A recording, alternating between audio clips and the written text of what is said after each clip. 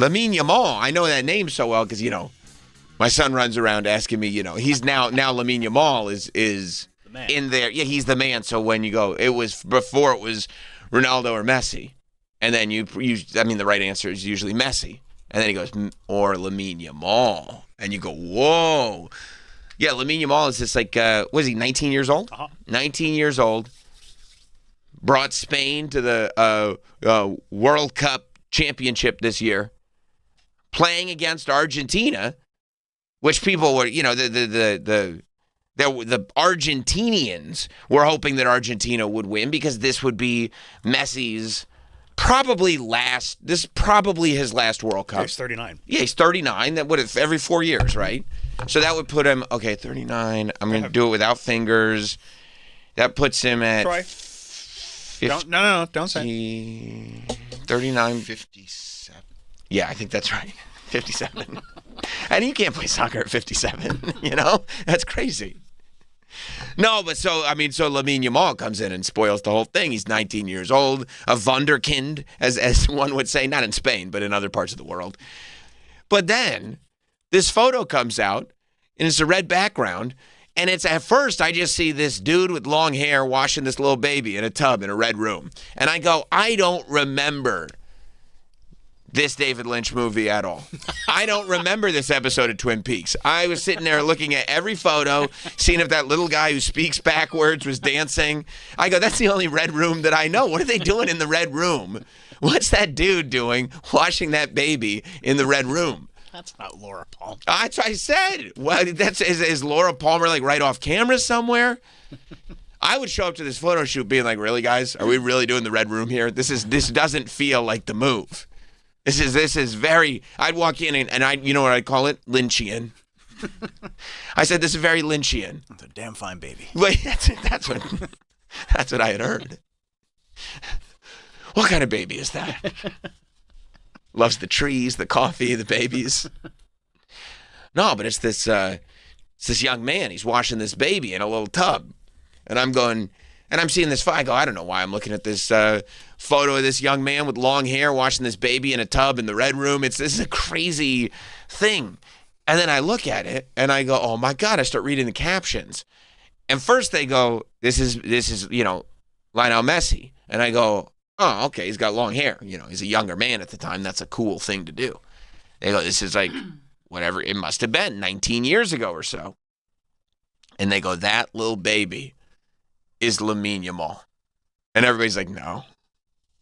They go, either that's just a random baby that they're crediting as Lamine Yamal, Yeah, right. or it's AI. They go, first of all, we think it's AI because we never seen this photo of a young Messi washing this baby in the red room before. What the hell is going on in it?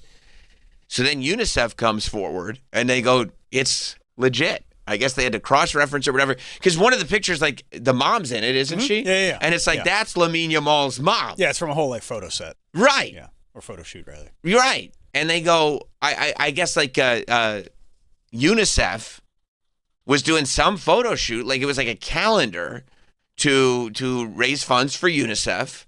And I don't know what the hell was going on. 19 years ago, it would have been 2007. I don't remember 2007 well, but apparently a good idea in 2007 was to get athletes or soccer players, I don't know if it was exclusively soccer players, to make a calendar washing babies. And I guess the point is that they're trying to help kids. These kids need to get cleaned up or something. I don't really know for sure. I didn't know they raised money other ways than having me walk around the neighborhood with my little box. Right. Asking for change. Right. Can I get your change? Yeah. It's for UNICEF. Yeah, I didn't realize that I thought they had one idea. I thought that was it. 38 years ago. Yeah. And they just go with that idea. Because it's like everybody's got this change. Let's put it in the box. But no, they had a much better idea. Sort of an odd evolution. Right. Go from, hey, can I have a quarter to... We're going to wash other people's babies. We're going to watch it where they're athletes. Is that a common... I don't have kids. Is that normal to take your kids to be washed by somebody else? No, Well, this was a sweepstakes that they won. Yeah, no, I washed all my kids' washings. Happened by either myself or my wife. Yeah, there might have been one first one in the hospital, to be fair. But everything after that, once we left the hospital, we covered the washings. But also, nobody put it on a calendar. Would you let like Ric Flair wash your kid for a calendar? That's what I was going to say. Like if there's a sweepstakes where Ric Flair Well, that's the other thing, right? You will enter wash your child. You enter the sweepstakes not thinking you're going to win. It's the sweepstakes. You'd be like, could you imagine? Meet Ric Flair. He and I will wash the baby together. You know, I might enter it going like, oh, that's a weird thing. I'm going to enter. And then somebody tells you won a sweepstakes. I mean, in my head, I might go like this. I don't know, guys. I think I'm in too deep on this one. I think I jumped in over my head. I wasn't ready for the deep end. I really didn't think I was going to win this sweepstakes. I'm going to guess these details weren't like pre-planned. Washing the babies? Yeah. I thought it was a baby washing calendar. You're probably like entering a sweepstakes to be in a calendar with, I don't know, football stars. Football, you mean? Football. Right. Well, this is what it says. More than 18 years ago, right, but not quite 19. You know, I got it. We got a baby named Lamine Yamal and his mom Sheila. You say that word that name so good. That's because I've been asked about it a lot. About where I rank, you know, Messi, Ronaldo, and because he always says Lamine Yamal is one name. He goes, what about Lamine Yamal? And I go, yeah, of course. Yeah, I go, he's also great. Also, I guess like 2 years ago, this isn't as impressive as the baby photo, but like a year or two ago, Lamine Yamal was at a episode of Monday Night Raw in Spain, and he was like 17, and they were like, look at this big soccer player in Spain, and I was like, we're just letting kids who play soccer on Monday Night Raw. What are we doing, guys? Let's get back to the action. I didn't realize it was a big deal. It said,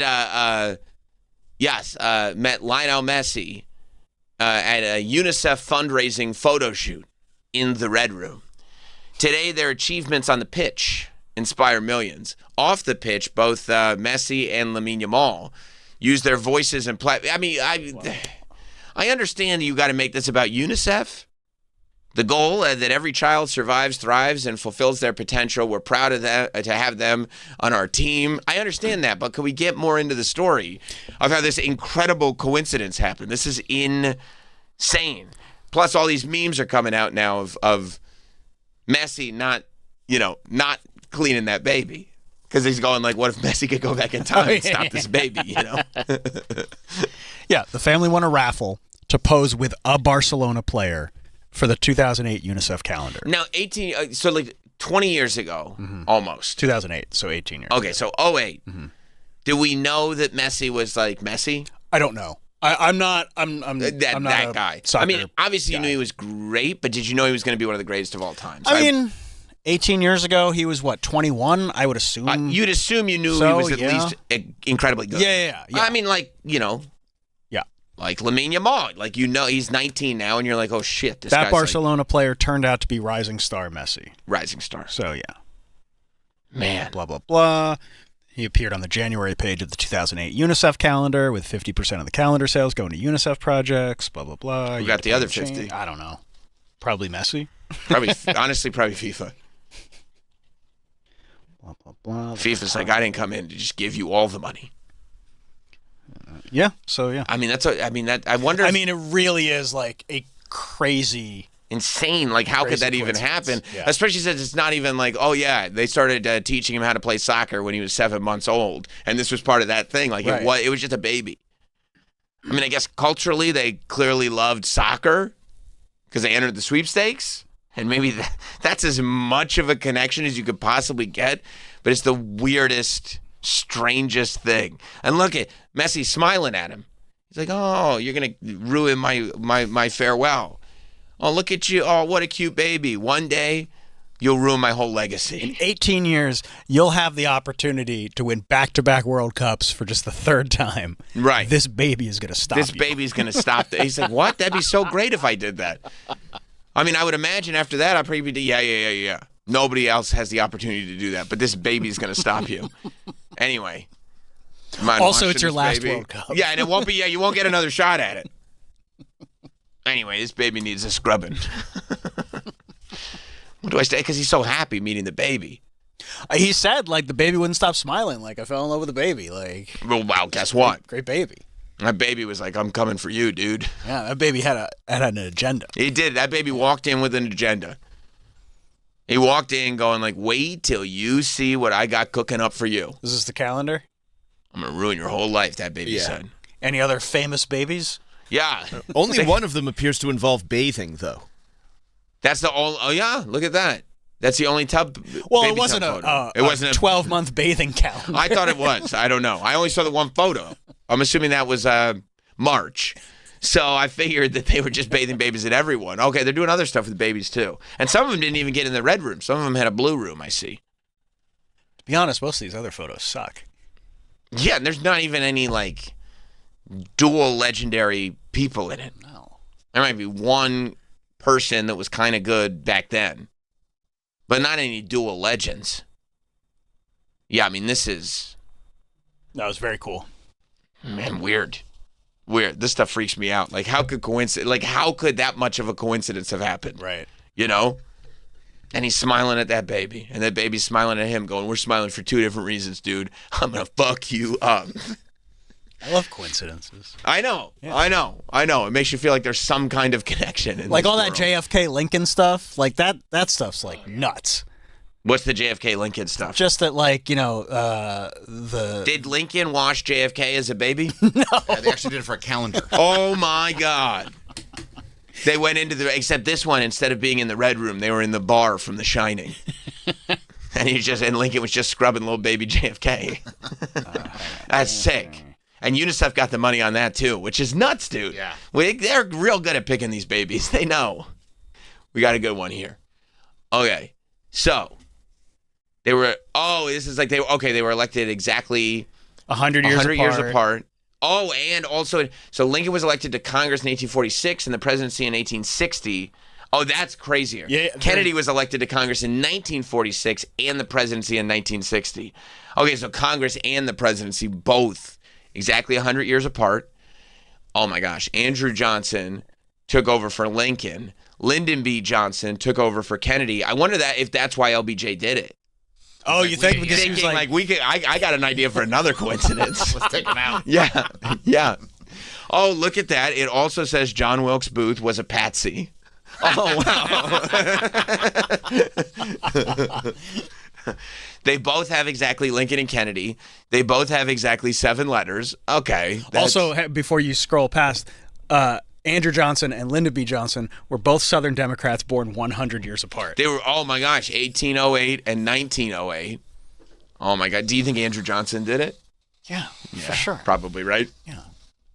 Both were shot in the back of the head on a Friday while sitting next to their wives, neither of whom were injured. That's nuts. Was Lincoln also committing huge acts of infidelity all the time? I don't know. And I don't know if JFK was either. Oh, No, he was slanging that thing. he was? Yeah. I was trying to respect the dead. Did Lincoln potentially take out Marilyn Monroe? There was a model back then that we don't know about. Yeah, that's right. Okay, here we go. Both John Wilkes Booth and Lee Harvey Oswald are known by 3 names. Yeah, but every killer is known by 3 names. That's totaling 15 letters. That's kind of nuts. Yeah.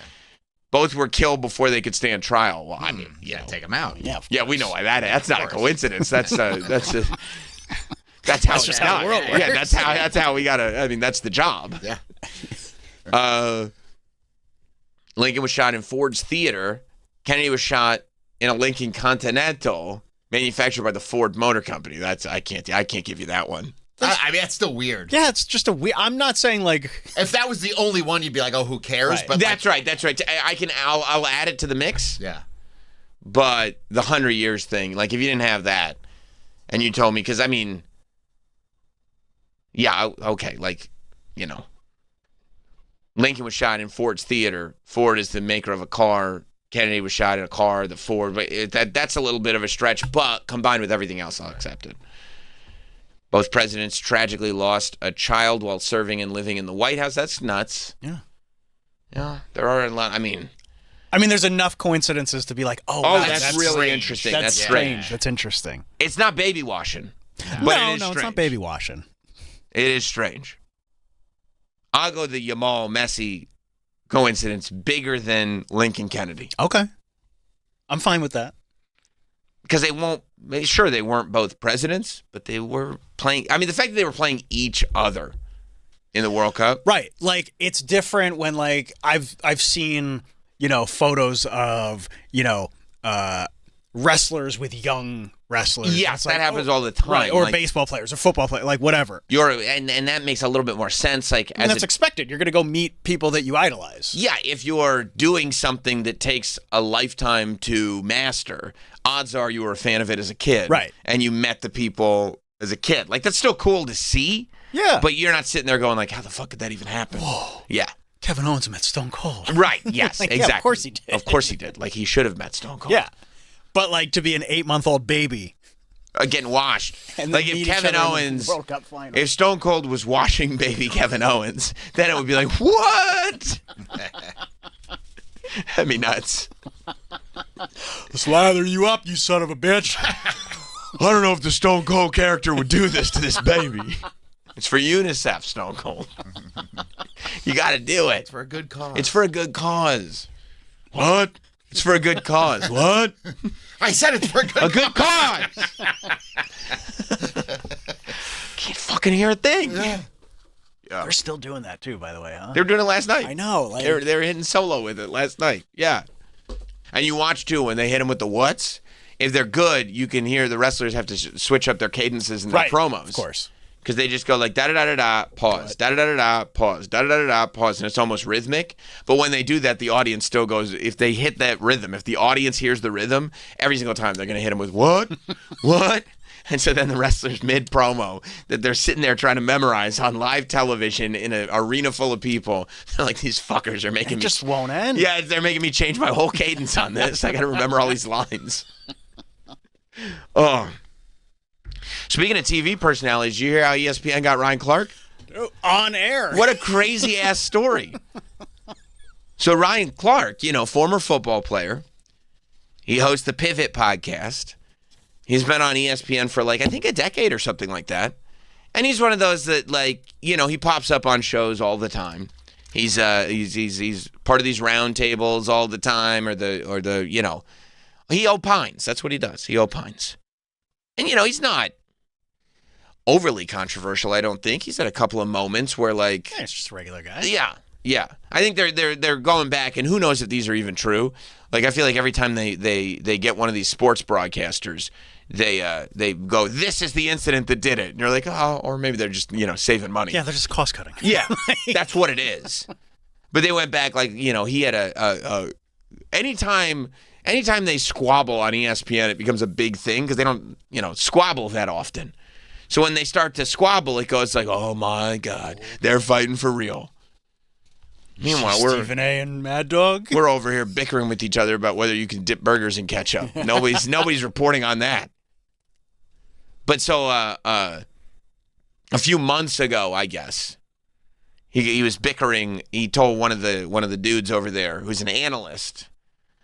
This is what he said. This was the you're not a player, you just crush a lot incident on ESPN. Okay, you look at A.J. Brown, which is this number one wide receiver who got one target all night, and then you got CeeDee Lamb. What was that, Pete Traeger? When was the one Schrager, target? that's the target, But though. I'm saying, when was the one I'm target? saying you could have it both ways. 54 seconds left in the game on 2nd and 11. It was the one target. He runs the out route. You wake up this the morning corners saying got A.J. outside Brown leverage. had a better day than CeeDee Lamb? But No, you know what you wake up Grown-ass saying, man. though? A.J. Brown's team is 1-0. Of course. Right, I mean, that's what I get it. But the thing is this, though, and we shouldn't do this on TV. And so I apologize if people think this is rude.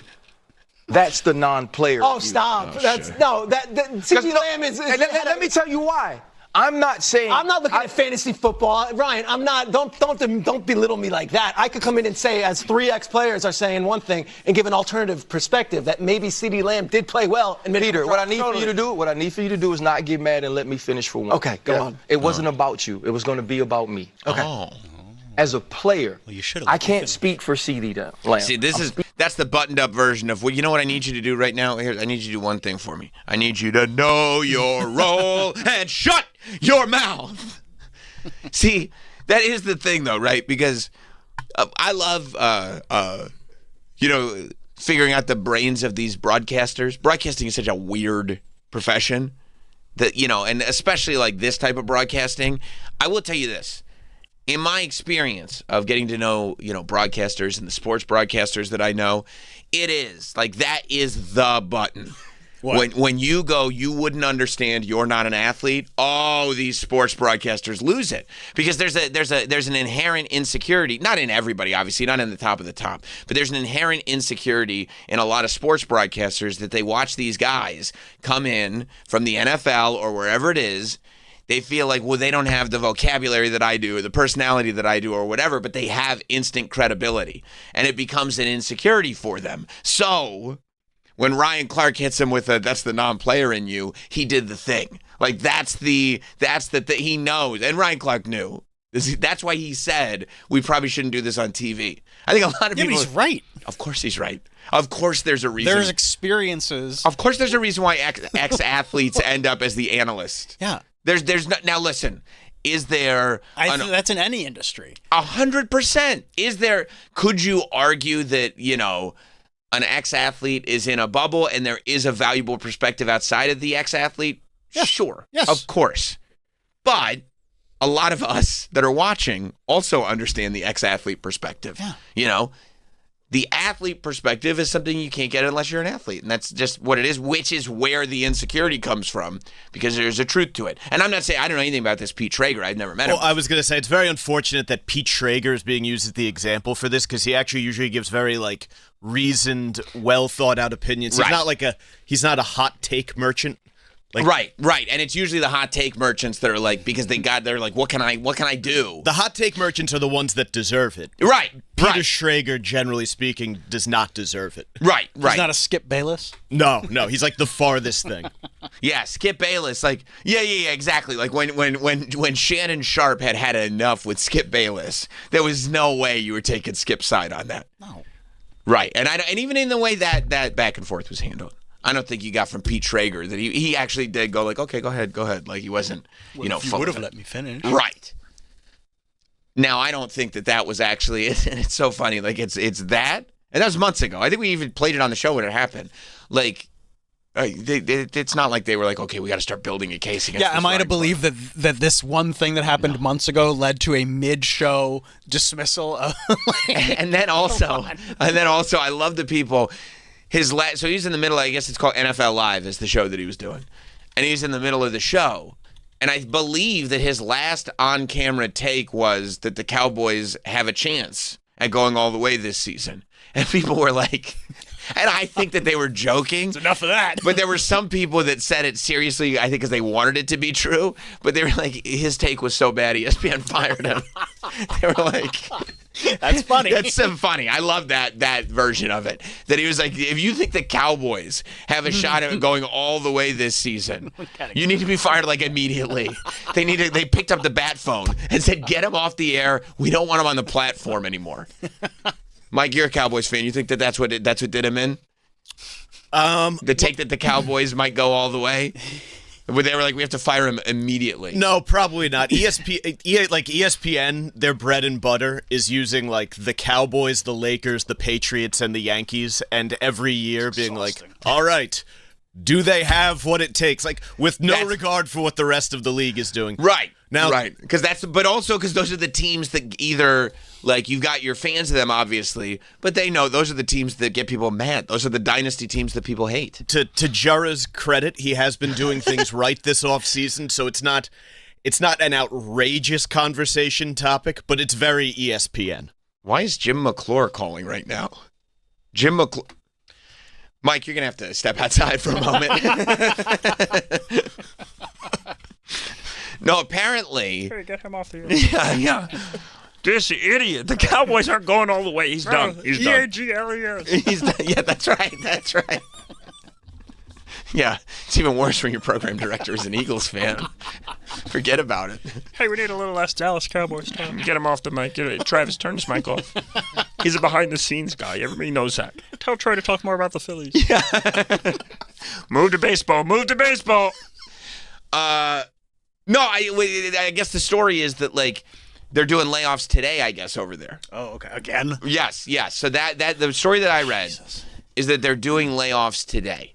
And the plan was, and so the whole thing got screwed up because also they generally don't give company employees 24 hours to go, like, some of you get laid off tomorrow, because that means everybody is staying up all night going, oh, my God. It's the morning of. Right. They didn't want to tell everybody. But this is the story that I read was that somebody got the information yesterday. Okay. Right. And so, like, they were like, oh, they're gonna axe Ryan Clark. And they put it up on Twitter. Oh. And ESPN was like, oh, shit, somebody leaked this. And they were like, they was like in the middle of this show. They were like, we got a choice here. Because also, it's like in the middle of the show, but he's on like Zoom. So during the breaks or I mean, you remember, what's her name? She who had to like be checking Twitter while she was driving her kid around. Rossini. Yeah, Diana Rossini. So like so they were afraid that he was gonna like see he was it? gonna, while the show was on, be scrolling through his Twitter, you know, trying to figure out, you know, what the conversation is. Mm-hmm. And see that they're going to do it. And then maybe give a real hot take. Right. Going, what? And so this is what I read. I don't know. They go, okay, we gotta make a choice right now. Either have this real awkward conversation right now during the break, or let him find out on Twitter. And so they let him know. And they said that would make sense, because anything else really doesn't make any sense. That's what makes sense. Unless it's the Cowboys thing. That makes sense as well. But then I guess they said that it was like a mutual decision that he went off the air, which I can believe that they were so embarrassed by it that they said, if you want, you can finish the show. I never believe when they say it was a mutual decision. Yeah, I mean, the decision was, hey, you're going to go off the air whether you like it or not. Because they can't trust that. Yeah. You know what I mean? What if he says something crazy? Something about Gaza. What? He's still got the pivot and everything. He's still got other stuff to do. Oh, yeah, no, I forgot about the pivot. Yeah, he's trying to. His co-host on the pivot would be like, "Why did you didn't have to burn all the bridges? Like, what are you doing? Why would you do that?" I'm not as forward thinking as you are. Yeah. I would think that he's got other business ventures. Oh, yeah, you're right. And he's just this isn't the last thing he's ever going to do. No. He's got the Pivot's a huge podcast. Right. He was out there at Fanatics Fest. You know what I mean? Like, you know, he's still got plenty of other business ventures. All right, it's probably not Gaza. No, it's not like the NFL Live program, which is a terrible name for a show, is not, it's just very descriptive. You know what you're getting, though. Well, is it pre-taped or no? No, it's live. Oh, wow. It says that right there. What are they talking about? What are they covering today? NFL. Oh, cool. National Football League, mostly. Cool. Mike, this seems like right up your alley. Oh, well, you know what's coming. Practice? Oh, yeah. Practice. Back Together Weekend is upon us. Oh, I forgot about Back Together Weekend. When is Back Together Weekend? I think it's either this or next. Really? Wow. And that's when Kevin Farley gets back with his... But that's Back Together. Yeah. Sure. Yeah, Saturday, August 1st, we get Back Together Weekend on the NFL Network. On the NFL, they're going to televise that. That's a lot of fun. Yeah, they finally have something to do. That's a lot. Yeah, they got a whole network. Yeah. Well, ESPN stole this NFL Live franchise. Damn it. Yeah. Now we can't talk about the NFL while it's live. Well, we can do it taped. Let's do it live to tape. NFL Live to tape.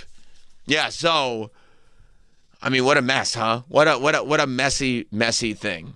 No, that's the last thing you were talking about. What's that? The photo. Oh, messy. Yeah. NFL Live hit the commercial. So he was like on the air. Right, and then no more. Then they go to a commercial. And then he's off the air forever. That is just a 3-shot. Is this what happened, Mike? Is this the 4-shot into the 3-shot, or is this just the last moment of him on screen? It's only 7 seconds. Yeah, I would assume this is the last moment. Okay, so this is how they we'll wrap all be right back. Right. Let's hear. Patrick Ricard, so we could get those big packages along with Cam Scatterboo that were huge in Baltimore. That seems all right, now we got to go. You can hear her. She goes, yeah. Because she's like, we got to hit a break. Yeah. And Ryan's like, well, what are you going to do if I don't hit a break? Stop talking about Cam Scatterboo. Yeah. I thought it was Scatterboo. That's what I thought. How's it Scatterboo if there's 1-0 at the end of it? He's a player. Hey, Sam. That's the non-player in you. Oh, really? Well, guess what? By the way, what's he doing at Fanatics Fest almost blowing out his knee? Bro, that's a superstar entrance, too. The dumbest person. And you know what? I think I did not give him a 10. No, he did a backflip and fell down. He did a backflip and stumbled. He's just recovering from And then an showed off injury. his leg. See, my leg's fine. I'm going to do a backflip and stumble. Oh. Yeah. It was right up on stage. Yeah, we did think that was fair. I think that the backflip did take him from an 8 to a 9, if I remember correctly. It went up. Yeah, because it was something. It was something, but it was, yeah. He's literally recovering from a season-ending injury. Also, he was doing, look at this. You think Harbaugh watched that and he's like, oh, great. This is my fucking guy. Great. And I mean, it's like, listen. They probably, like, the Fanatics games are designed so athletes can do them without a risk of injury. You know, it's not like the All-Star game. It's Fanatics, you know? And he's doing Triple H entrance of all people. Triple H never did a backflip in his whole entire life. Never, not once. All you got to do with the Triple H entrance, spit the water in the air. Yeah. Go down, spit the water in the air, and then look very furious afterwards. And he could pull that off. Cam could. CTE coursing through his veins. Do you think so? Oh, yes. It's poor decision making. It's very poor decision making. I would argue that he is one of the real cases of CTE that exist. They're few and far between, but he's certainly... he's top of the line. Yeah. Because it's the only way you can explain some of these actions. Zero. He really is. Wow, I had no idea. Yeah. I mean, he wasn't injured is the point. I wasn't, yeah. He wasn't injured. It's still impressive. The backflip? The backflip. I mean, It would have been impressive if he landed I know, but He fell down. I can't do that. Can you? No, I mean, there's a lot of things, though, football-wise. There's most of what that man can do athletically, I can't do. However, You can put together a sentence. I can put together a sentence, and I can make the decision of post-surgery, doing a backflip right now is a horrible idea. I get paid millions of dollars to play football. I'm gonna save my leg for that. It would be like if you had throat surgery, Right. and then you joined that group of women who go out to scream at the lake in Chicago. Yeah. It's exactly what it would be like. Right, and it's like, why did you blow out your throat? Well, I was with the women screaming at the lake. It was fun. It was fun. Was that really worth it? I wanted to impress the women. Listen, hindsight's 20/20, guys. How could I have known this was not a worthwhile endeavor? Okay. All right. Well, I guess you guys are geniuses. Yeah. So, I mean, it'll be interesting, and I think it's smart too that like Ryan Clark. I don't think he said anything yet. I haven't read anything that he said. If I'm him, I'm waiting until my podcast. I'm waiting until the pivot. Of course. If you can say anything. Oh, you think he's got like a I don't know. A lot of these companies like give an NDAs, NDA and like you know, pay a whole bunch of money on the way out? Yeah, that's true. Or at least over a can't disparage us. period of time. Yeah. Yeah. And I mean, why not take the check? Why disparage? Yeah. I take the check. Of course, you've still got the pivot. Yeah. That'd be great. If Sirius was like, you know, here, we're going to pay you a whole bunch of money to not disparage us. I'd be like, I mean, honestly, I didn't really have anything that much bad to say, but I'll Yeah, I take really it. like you guys. This is a good time. But like, yeah, I won't tell you that. I'll tell you that after I cash the check. That'd be great if they gave me a check to not disparage them. And I told them, I mean, I had a great time. I don't have anything negative to say. I just go to cash the check, and they're like, "Sir, this check has been canceled. There's no money in this account anymore." Oh, I let them know. Yeah. So, you know, I mean, Jalen Brunson had he had wrist surgery or whatever. Mm-hmm. He didn't get involved in physicality with Seth he and knows Roman. better. No, certainly wasn't doing. You know, Karl Anthony Towns wasn't doing backflips in the ring.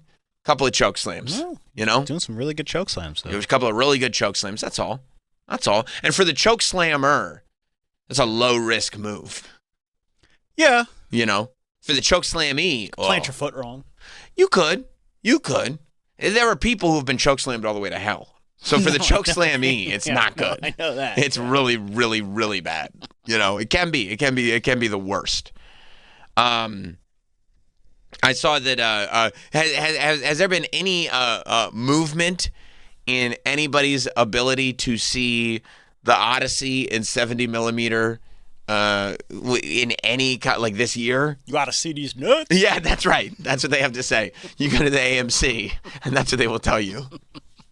So let me get this. You ought to see these nuts. Is that what you want to do? That's like when you go to AMC right now and you're like, I'd like one ticket to see the Odyssey. You know what? I want to see the whole thing in 70 millimeter, please. You just get that laugh when Patrick Bateman tries to make a dinner reservation at Dorsia.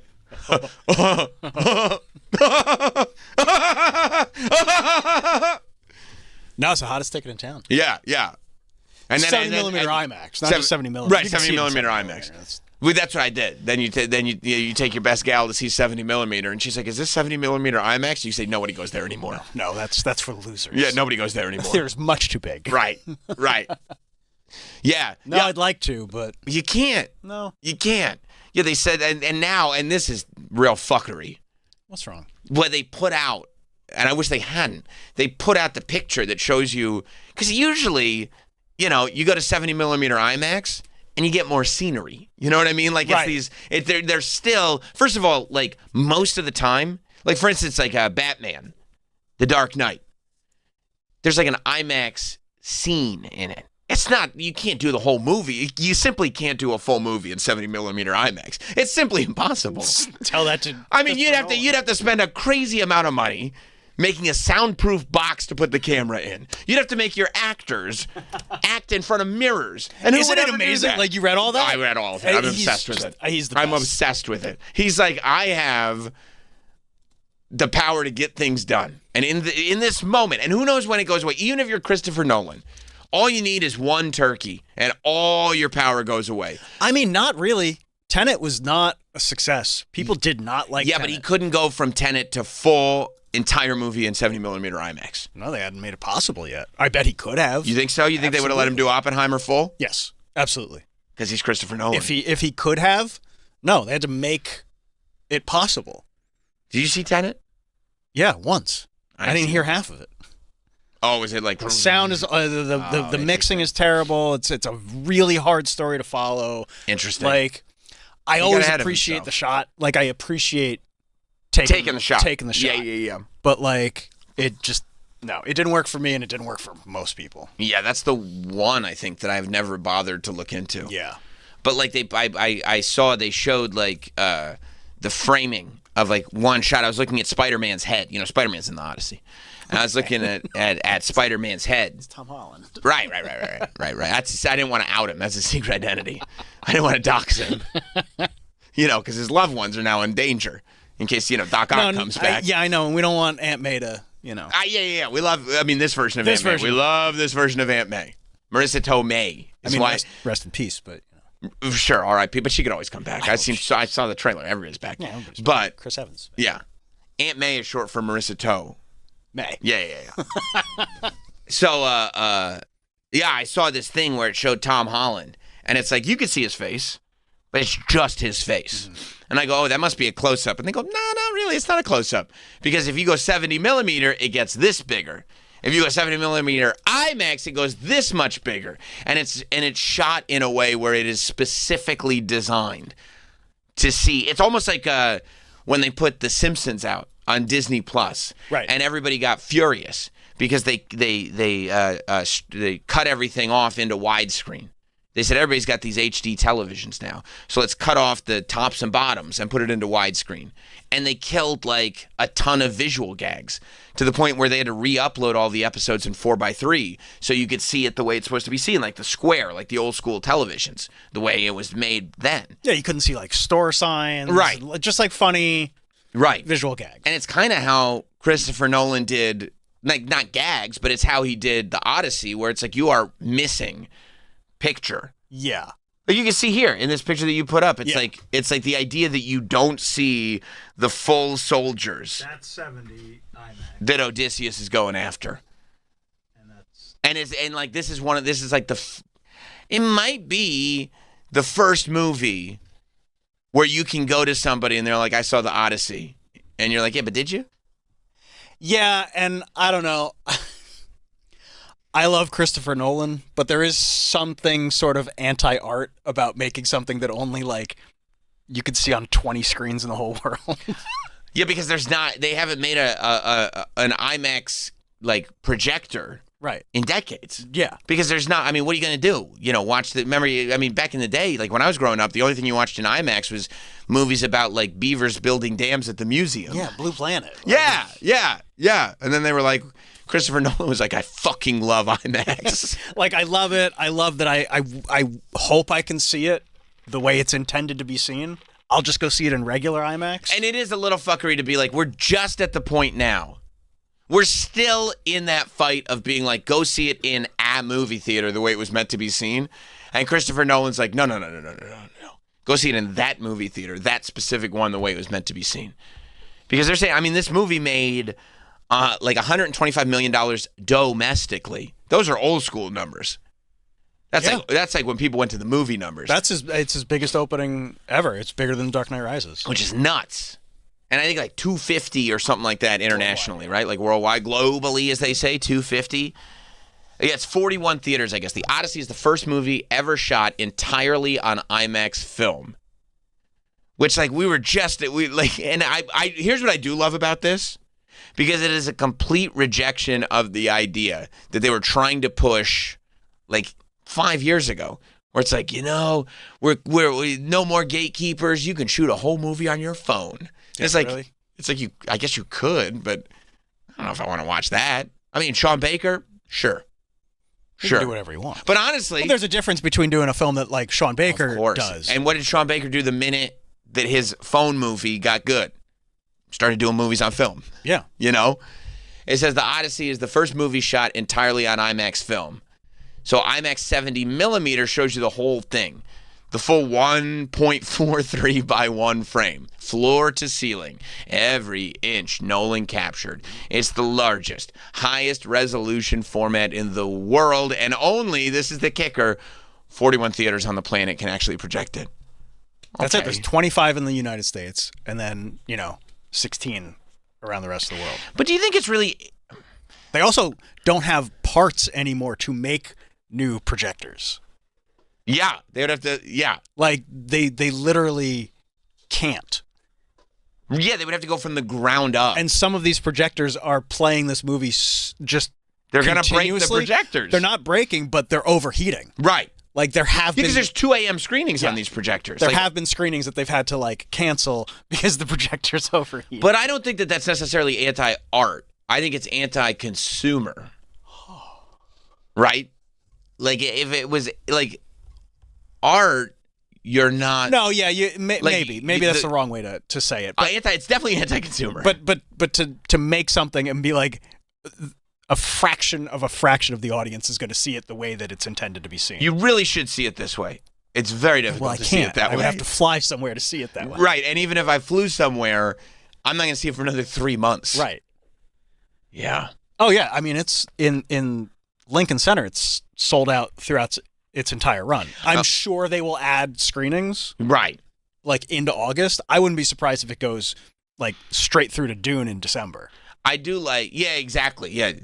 Yeah, Doomsday is going to come out. Can we get the IMAX theaters? They're going to be like, no, you can't. Well, no, Doomsday's not in IMAX theaters because Dune already has they come out on the same day. Dune and Doomsday? Dune and Doomsday come out on the same day. Are they calling that day Doomsday? Yes. Like, remember Barbenheimer? Yes. They are actually calling it Doomsday? Yes. Idiots. And many people are saying yes because I'm going to go see Dune and then go have a day.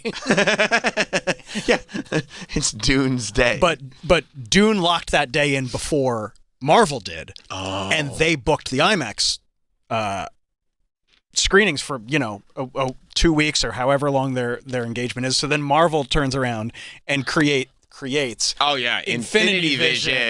And they're like, this is how you really should see the movie. Which seems like a Infinity Vision seems like a goof that they would put in that show that they did. With the British robot. With the British robot. Remember that show that they did? About WandaVision? Yeah. That was the one. He was a British robot, right? Yeah, no. Okay, so right. I was dead on.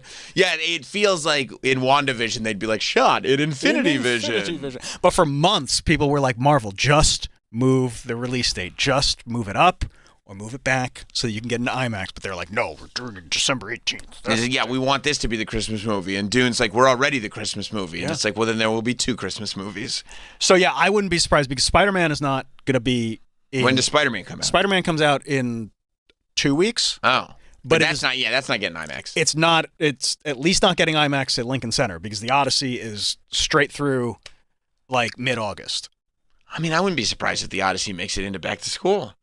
Like, why would you take it out, right? I think there's nothing else on the calendar up until Dune that you could say this is going to sell out every screening like the Odyssey is going to. Yeah, I mean, it's one thing, like you know, a lot of theaters have like kind of pseudo-fake IMAX screens. Most of them are, yeah. Right. And so if you want to throw whatever in those, yeah. But I mean, the 70 millimeter IMAX screens, there's so few of them. And also, like, there's no other movie that's entirely shot in 70 millimeter IMAX. It's literally the first one. Right. But there's very few that even benefit in the way that this one does. And I'm sure. And not only that, but it's getting amazing reviews. Yeah. Yeah, apparently this camera that they do this 70 millimeter IMAX is so big. Like, it's how big is it? It's like 7 Mary 3. It's cumbersome. That's what they say.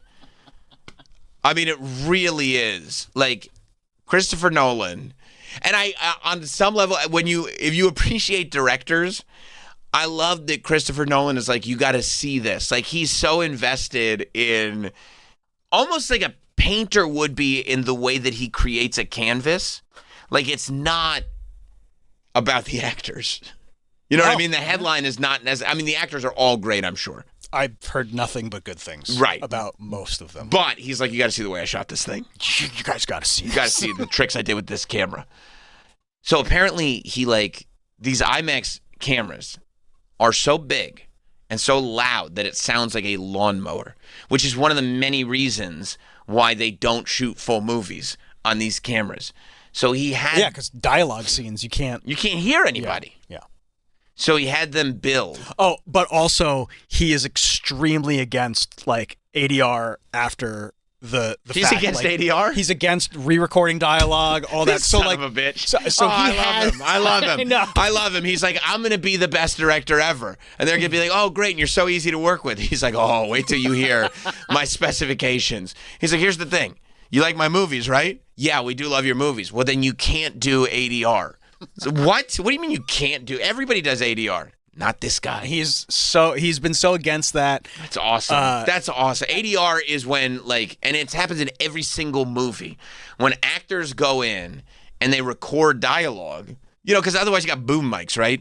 So when actors go in and they record their own lines over the film and they match their own mouth. I mean, it happens all the time. Every single movie. I watch reality shows with my wife and or we'll watch MasterChef with Gordon Ramsay. Right. And I can hear when he's ADR'd something. Of course. Sometimes they'll just go to a different shot. They won't even try to ADR. And I'm like, I could perfectly hear where it's different. But so every movie does it. I had no idea that Christopher Nolan is notoriously anti-ADR. He does not like ADR. It's one thing to be like, I don't like CGI. I like practical effects. I don't like AI. I have never heard I don't like ADR. I'm sure he's had to do it here and there. Not anymore. But that is one reason why he hasn't done a full IMAX, Because movie. they're so goddamn loud. Mm-hmm. The lawnmowers out there. That's so funny, dude. I love that he hates ADR. I've never even heard of somebody saying that before. And so what they had to do was they had to create this giant soundproof box. And I mean, you got people out here trying to find budget for movies before you're even plunking the money down. Luckily, I think a lot of big stars take less money than they normally would because they want to do this Christopher Nolan movie. Yeah. He's the guy right now. And so he goes, okay, let's take all that actor money. Let's build a soundproof box I can put this camera in. And what do they say? All right. Okay. Fine. He's like, it doesn't make sense to do. The only movie I want to do is The Odyssey. I mean, Matt Damon has talked about it, I believe. Matt Damon said that when Christopher Nolan called him, he didn't even ask him what the movie was. I was like, yeah, I'm in. He's like, I'm in, dude. Christopher Nolan was like, can I please pitch you? And he's like, let me do the pitch. And he's like, oh, yeah, because he was married to the pitch. He wanted to do the pitch. And Matt Damon was like, okay, gee, I don't know, Chris. I don't know if I'm going to do it. I mean, I told you Robert Pattinson was the only one who was like, yeah, send me the script. I'd love to read it. It's the best, dude. That's another guy I love right now. Robert Pattinson is like, who would have thought? All those teenage girls were right. Who would have thought? He's the fucking man. I watched him in. I told you I watched him in. I finally saw The Drama. Oh, how was it? It was great. Okay. It was great. Some people I could see where one wouldn't like it. Okay, I've avoided reading anything about it. Yes. Okay. Yes. I'll watch I mean, it's like this movie, and I will not spoil it, but it's just one thing Right. that happens early, and that's the whole movie. Mm-hmm. And so, if you like that sort of thing, She says what the worst thing was that she ever did. okay, okay, so yeah. But I don't know what that is. Okay. Yeah. Okay. And it's like, to me, it's also very funny, but also Shit your pants at a Trader Joe's? no. That's not, I mean, I know a guy that's not even close to the worst thing he's ever done. Wow. It's just a bad thing that happened the other week. It's just a Tuesday. It's not the worst thing that happened this year. But I found that to be I found the movie to be weirdly funny, and I could see where people would be like, I didn't get the joke. Okay. But he's a man. so he creates this soundproof box, so he could put the camera inside the soundproof box. Now he still wants to do close-up shots, even though he can shoot the whole goddamn world with a 70mm IMAX thing. Like Imagine Hot Dog with one of those cameras. oh my God, he'd be up a nostril. I'd be infuriated. They'd be like, well, why'd you hire him as your DP? And I go, I don't know. I would do that if I was a director. I'd do some dumb shit like that. I would because I don't know, Hot Dog would be my director of photography if I got the opportunity to create a film. Copy. He'd be my director of photography, and I'd be like, you know what this fucking story is. You missed every shot. Dude. How is everything a close-up? But look at it. Look, I'd be like, all right, fine. And I put the movie out, and you guys would be like, I know, it would be better if this happened. I go, I know, Hot Dog shot it. And they go, and then you guys would go, well, why'd you let Hot Dog shoot it? I go, I don't know, guys. I don't know. I got a problem. What can I tell you? Sorry, I'm loyal. Sorry. I made him the director of photography. I knew he would like to do it. I wanted, I knew it would make him happy. But now I'm pissed at him, and I yell at him, and I don't know. It's completely counterintuitive. But so Christopher Nolan puts this IMAX camera in a big box. It's like a steel box, so you can't hear it. And it was soundproof. It was functional and soundproof. And then he wants to get these close-ups of the actors, like going back and forth. So you see these pictures on set, and they had to build this system to put on the camera, which is like a mirror system. So like in scenes where the actors are going back and forth, and I guess this makes sense that he's so anti-ADR, he still also wanted the actors to be there physically talking to each other. So they had to act. Well, it's a two shot. Right. So they had to act in front of mirrors. But they couldn't pretend to see each other in the two shot. No, because the cameras are so big, they were blocking. They were blocking each other. You couldn't see in the two shot. They couldn't see each other. So you had to build mirrors into the camera. So they're like talking. They're like if it's Tom Holland talking to Matt Damon or whatever. Tom Holland is all actually talking to the Matt Damon reflection in the mirror, and then the mirror is reflecting Tom Holland so that he can then see Tom Holland. Like there you go. It's crazy. I mean, it's so funny that they had to do all this. But everybody's like, yeah. So you can see that like Tom Holland's looking into that's the back of a mirror that he's looking into. Mm-hmm. And it's like, yeah, well, guess what? This is how movies are made. And they're like, since when? Today. I'm Christopher Nolan. One of my favorite things about this whole Odyssey rollout is listening to Tom Holland talk about how amazing it was to film this movie and how many things he's saying that are totally normal, but he comes from this like Marvel making universe. Yes. And it's like, yeah, dude, that's how like directors make movies. It's like really fun and cool. Right. That it's actually like you're going onto a set. Like, oh, this is not just green screens no. all day? Yeah, not only is it not just green screens, but you're going onto a set where the director has control of the story that he's telling and has a vision for the story that he wants to tell. Like, it's important to have directors, even in Marvel. The Russo brothers, you can tell when there's a bad director and a good director, but also you're answering to a lot of other people. Yeah. Like Disney's involved, and then under that, the Marvel bosses are involved, and then under that, there's power struggles that happen, and it's a big corporate thing. And also the success of this movie has to happen, so the next movie. Whereas Christopher Nolan's like, no, this is what I want to do. Yeah. And this is who your character is. It's all practical effects. Yeah. Yes. Disney would have just done a CGI Trojan horse. Right. Christopher Nolan got into the horse with them and filmed the scenes. Which is very, Tarantino Crazy 88s. I love it. You know what I mean? Like yes. I'm into this story. That's why I love directors like Tarantino Of course. and Nolan. It's their story. Scorsese.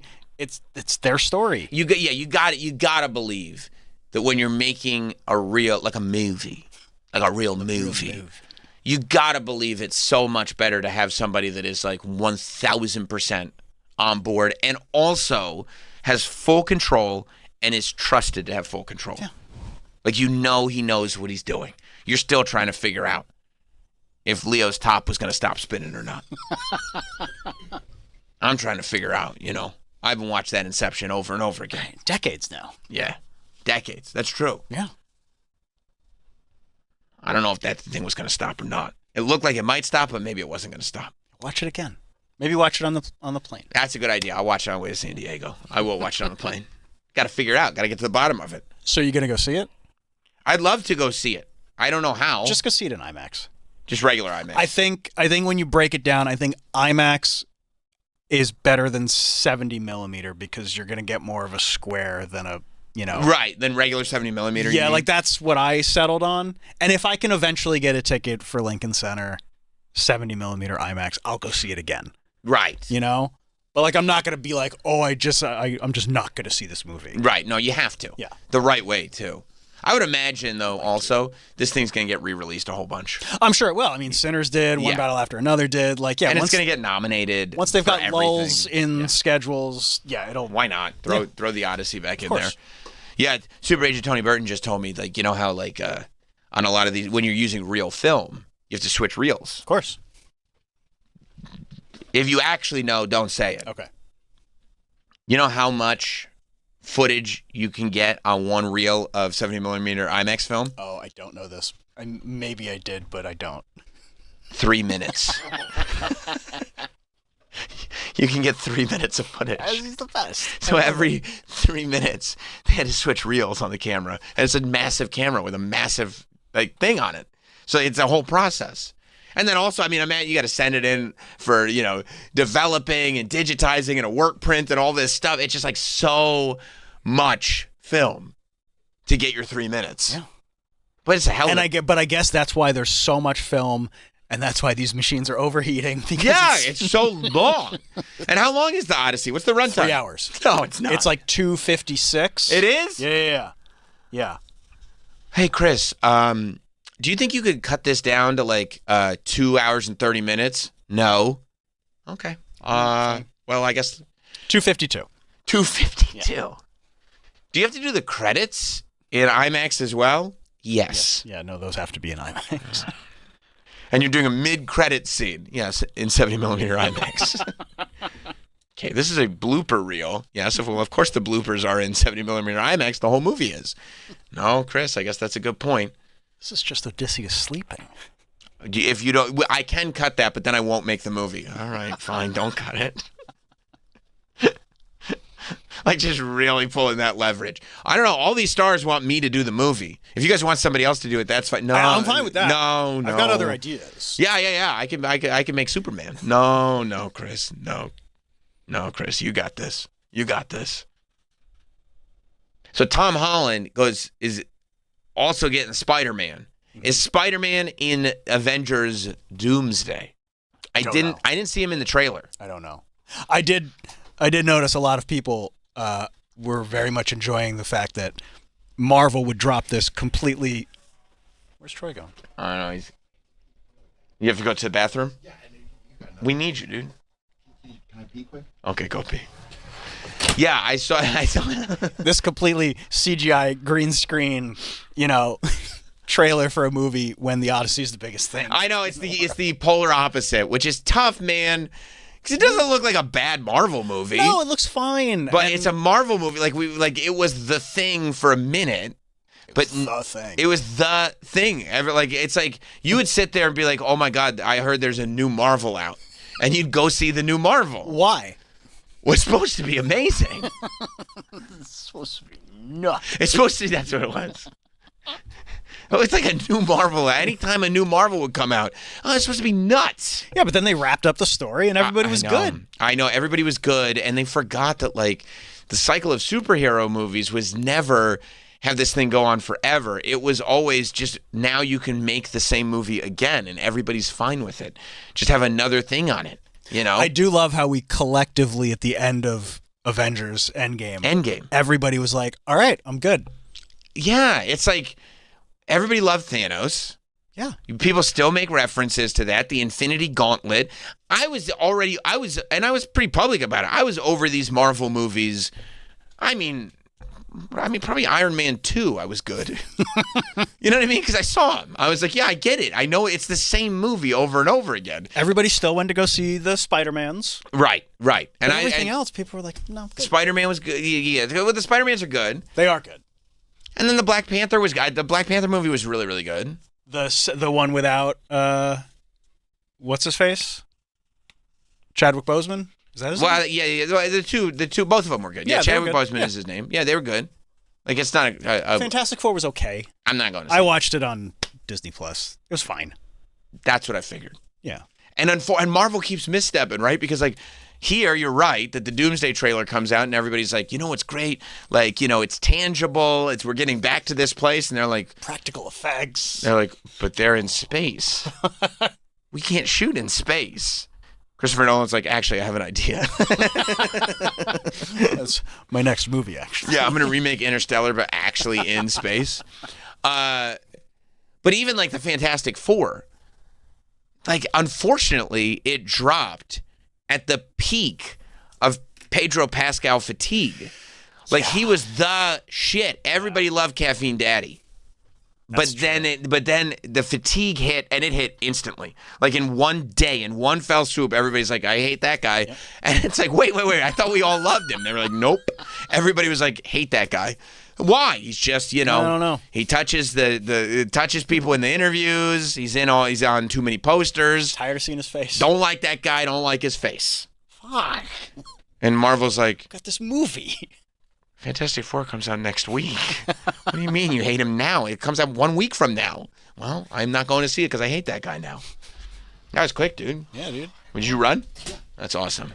We didn't really need you like that. You could have walked. Yeah. I could have taken my time. Yeah. In hindsight 2020. But, you know, glad you're here. Hindsight's the key. We were talking about how quick Pedro Pascal fatigue kicked in. Oh, okay. Like, yeah, okay. All right. Just bring you back up to speed. Yeah, I mean, it'll be interesting to see. So now what they've done, it looks like, first of all, the fact that in Avengers Doomsday, the trailer dropped yesterday, and I did watch it, the trailer anyway. And, like, I go, oh, okay, this looks like a Marvel. Mm-hmm. You know what I mean? This looks nuts. Mm-hmm. Yeah, it does look nuts. You know, I was like, okay. I was like, look at that. Doctor Doom can fight Thor with one finger. I'm going to tell you the truth. I was a little like, are we at the point where Thor's the main guy? You know what I'm saying? Love Thor. I guess, but I like, you know, video game Thor. I like lethargic Thor. I like Chris Hemsworth Thor. I like Chris Hemsworth. He's a good-looking guy. He was a super handsome guy. I wish that Hogan biopic came out that he was supposed to be in. Oh, I know. He got all dieseled up to be Hogan. And they were like, nah. He's like, what am I going to do with this bod? Exactly. And I'm not saving. Should I really shave the stash? And they're like, yeah. I got all these black do-rags for the court scenes. I got all these formal do-rags. What am I going to do with all these? I learned all those racist words. Yeah. What am I supposed to? I can't say them now. No, yeah, it looks like they're bringing some people back. But yeah, I mean, it's so funny, like looking at people noticing that everybody is back. Like, I mean, the Russo brothers are directing this. I know. They had to bring them back. And they're like, we're bringing everybody that was like, okay, we did it. They're like, no. We thought we did it. We didn't do it. Because they got tired of it. We thought Pedro was going to be the next guy. He's not the next guy. No, they got tired of him. We need, like, Captain, they were like, you know what? Hindsight 2020. We really wish Captain America hadn't gone back in time. We fucked up. Yeah. Okay? Papa Doc's not the guy. I don't know if he's here for good or not. Well, yeah, it could be some kind of a shapeshifter type of thing. Mm-hmm. I think that could be it because he's not in his Cap app or whatever. He's not in his Captain America suit, and there's just one little scene of him. So yeah, we'll see where that goes. And already, it's like, I mean, you knew what it was going to be. It was last year at Comic-Con, right? It was a year ago. Professor X for the 5th time. They got Professor X back. He's okay. Magneto's okay. He's an old man, but he's okay. I mean, unless that was Gandalf. Oh. Because he has a beard and long hair. So I don't know if that was Magneto or Gandalf, Both very popular characters. Both characters I'd love to see what they're up to. So I'm happy You either want way. to check in on Gandalf? Whether it's Gandalf the Great or Magneto, I'm okay with either one, and they did not clarify. Or it's the weird Nazi in Apt Pupil. It could be. You think Apt Pupil is part of the MCU? It could be. I know they're searching for characters right now. I don't know for sure. It's a great poll. You know? Apt Pupil. Apt Pupil, based on the Stephen King book. No, I remember when that Starring came out. Brad Renfro. Now, I saw that they brought back. I mean, but it's not like yes, like okay, who knows? Captain America could be back. I'm with you. I don't think Captain America's back, but the fact that they got all the actors to come back is the thing. Like the fact that what's his face is playing Iron Man's playing Dr. Doom. Yes, Robert Downey Jr., which they didn't put in the trailer, but that was obviously the reveal, I think, last year at Comic-Con. And now... that might be 2 years ago at this point, actually. Maybe you're right. That's crazy. Yeah. And they got Gambit back, but it's not a goof this time. No, he's just Gambit. Like Gambit was Gambit as a goof in Deadpool. Yeah. But now he's actually Gambit. But I love that he gets to do that. Like Channing Tatum wanted that so bad. I do too. I'm happy about it. I think Gambit's awesome. And Ryan Reynolds gives him this opportunity. Right. And then it's like, okay, well, you're in now. Oh, no, that was awesome. It also feels like they're trying to find as much fan service as humanly possible. Mm-hmm. Because they're like, okay, you guys like Gambit? Okay, we'll put Gambit in. Okay, you guys like this one? Okay, we'll put this one in. Oh, you guys like the old X-Men? We'll put all the old X-Men in. Is Wolverine in this one? I don't know. I'm going to guess no. Because he wasn't in the trailer. I saw Cyclops. I saw Cyclops. I saw Mystique. Yeah, I definitely saw Mystique because she nothing turned into like Mystique used to. It's not what's her face? No, it's Rebecca Romijn. Rebecca Romijn O'Connell. Rebecca Romijn O'Connell. Right. But like the wig that she's wearing. Oh yeah, sure. It's insane that effects are worse now than they were 20 years ago. It is nuts. Yes, that is true. But also, it's she turned into whoever Florence Pugh is playing. Right. Yeah. Florence Pugh is on that movie that with David Harbour that people didn't go see. Oh, right. That's who Florence Pugh is, the New Avengers. Right. And people were like, we don't want New Avengers. Right. Oh, I thought she was just playing the Flower Queen. I wish. May Queen. Oh, she was the May Queen in this? Yeah. They'd all be fucked if she was the May Queen. I go like, that's the one who's surviving. If Dr. Doom has the May Queen by his side, they are up shit's creek. They're Sorry, trouble. Thor, no hammer is gonna save you because they got funny accents too. They're all like people who actually would be named Thor. You know, but they got Kelsey Grammer as the Beast. It is also a crazy thing to go. We're gonna bring people back 25 years later James to play Marsden the same is character. Cyclops. Yeah, same. Yeah. James Marsden from Jury Duty. That's right. Yes, James Marsden from Jury Duty and only Jury Duty. Wow. Sonic the Hedgehog's James Marsden is Cyclops. Sex Drives, James Marsden. I did not realize he featured in that. Oh, yeah. He was the Stifler type older brother. I see. I could see that. I see. Yeah. They had a Stifler type in that knocked film? it out of the park. Oh, he did. He did. You love a Stifler type. Who doesn't? No, that's a good point. That's a good point. Does it ever feel derivative or always good? No, I think inspired by. Gotcha. Yeah, so, I mean, Dr. Doom's coming across. I saw that. A lot of the Marvel fans were like, I mean, I don't know if Dr. Doom is that powerful. But then they came back and they showed evidence from the cartoon that he is very powerful. Oh, thank goodness. Yeah, Okay, yeah. good. I was like, okay, because I was worried the integrity was going to be lost here. I didn't know if I could suspend disbelief. I saw a person who I think is Bucky, but I don't know if Sebastian Stan is actually playing Trump. Oh. Because he played Trump in the movie, too. Could be. And it could be. You're right. It Yeah. could, I say just mix and match all the characters. It could be the Winter Soldier or Trump. Could be Trump. Because he did a good job as Trump. People loved him as He's very good. Yeah. Very good. So. Yeah, I mean, I'll see it even though I don't want to. I don't know if I've seen any Marvel movies since Endgame. Maybe just the Spider-Mans. I saw the third Spider-Man, Guardians. I'm sorry. I did not see the third Because I wanted to wrap up the story. I like those movies are They're good, but I didn't bother to see it. Okay. The Spider-Mans. Batista ate chips slow in the second one, right? Yes. Okay, that's the last Guardians I saw because I said it's not getting You better saw than that? I saw the second. You could Guardians. see him eating No. He just referenced it. Okay. He referenced it. It was so slow, Right. that I couldn't see him eating the chips. That's what I thought. Okay. So no. I didn't actually see him eat the chip. Okay. But yeah, I saw Second Guardians. And then you saw them save the world in Guardians of the Galaxy Cosmic Rewind. Yeah. I saw that. That's canon. Uh-huh. Okay. Yep. Saw that. That was awesome. I helped actually.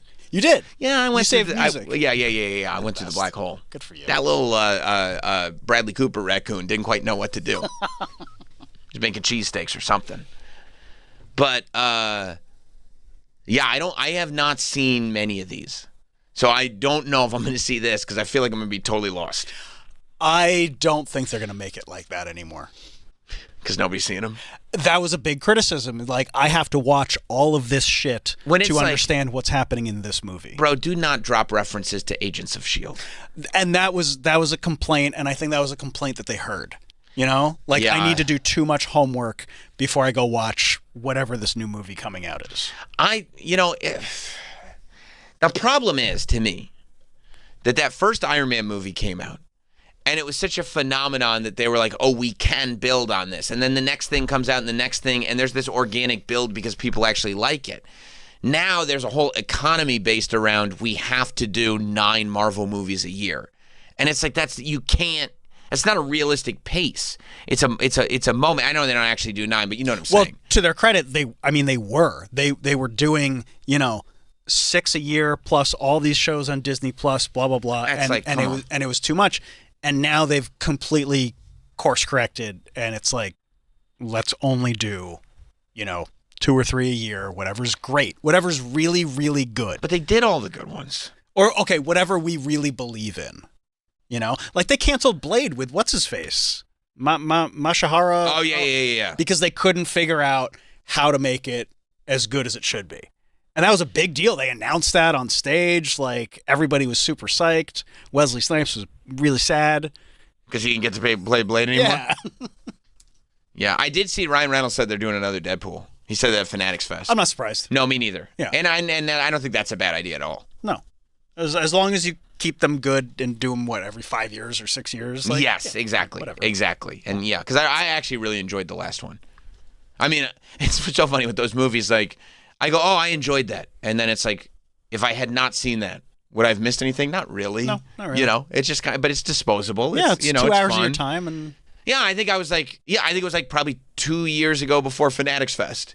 I was like, I got 2 hours to kill. Let me hit the AMC and then I'll walk to the Javits Center. Yeah. And I enjoyed it. But yeah, I think it's going to be really interesting to see because this is the one. Like, if this should be a huge success. It will be. I mean, and I think it will be. Tickets went on sale yesterday. Oh, and they're already selling? Yes. They're doing just fine, at least for like opening weekend. Yeah, I mean, especially since it's coming out December 18th. Yeah. And I mean, they're just a little long-term stuck because everybody loves the old guys so much. I mean, literally, so here's what happened. I could have told you this was going to happen because they did it like wrestling, where it's like, no, it's just a story that goes on forever. And where wrestling gets stuck is when all the old guys are getting to the point where they're aging out and you haven't created the right young stars yet. Yes. And so that's exactly what happened with the Marvel thing, where it's like, and the Marvel thing, it's double bad because people fell in love with like the way the actors portrayed the characters. Like they love, what's his name from Not Another Teen Movie as Captain America. They love Chris Evans. Chris Evans, right. That's where you know him from, right, Mike? Chris Evans from Not Another Teen Movie? Yeah. Where else would he be from? Jake Weiler. Right, thank you. Wow. Mike was looking confused, and I go, I couldn't have lost Mike on this. And he was like, no, he's just trying to think of the character's name. It's the recall. Of course. Remember when he got up on the bleachers and he's saying Janie's got a gun to romance the girl with brilliant. The ponytail? And then the cops came and tackled her. She's got a gun! Well, it was the era of school shootings was just getting underway. Dude, it was the scene from Not Another Teen Movie, not from 10 Things I Hate About You, where Heath Ledger is singing to, whoever, Julia Stiles. Right. And they reenacted it, except the lead character's name was Janie, so he's saying Janie's got a gun and security tackled her. Such a funny scene. That movie does not miss. It really is so goddamn funny, dude. Just line by line. Yeah, all of it is great. But yes. So, Yeah, people fell in love with those. and that's why they get to a point where they're like, well, who's going to play Dr. Doom?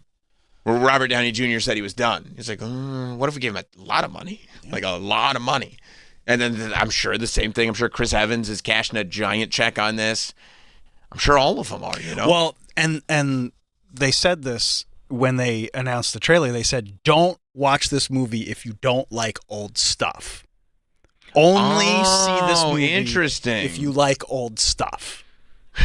By the way, Hot Dog just sent the text that somebody wrote, fucking Shang-Chi versus Gambit, LMFAO, man wrapped this shit up yesterday. Which is not an opinion I don't respect. No. Yeah, I mean, I think this will do well. Yeah, it will. I don't know that it will introduce another phase. I hope lessons are learned. Well, everybody in this movie is old. Like, they're literally bringing back the X-Men's from when I was in high school. Like, it's crazy. Well, this is part 1. So there is. Oh, my fucking God. Just do it in 2. Do it in 2 hours. I think it's 2 movies. No. I think. Well, then I'm not seeing this. Why? I did not see the first Avengers movie. I just went to Endgame. How did you follow anything that was happening? I figured out lickety-split. Yeah, I think these Avengers movies are. I think it's 2. God damn it. Doomsday and something You else. can tell. That's why. Okay, now I understand. A lot of Twitter comments were being like, this is going to be the longest meet and greet in cinematic history. All right, well, then I'm not going. It's just going to be the characters meeting each other. Fantastic Four, meet the X-Men. Gambit, meet, I don't know, Florence Pugh. Secret Wars comes out next year. Forget So it. there's then. Doomsday and then Secret Wars. I'll go to see Secret Wars. No, go see Doomsday. I'm not seeing Doomsday. Just like I'll see Doomsday like, in bits and pieces on streaming. That's what You'll see the memes.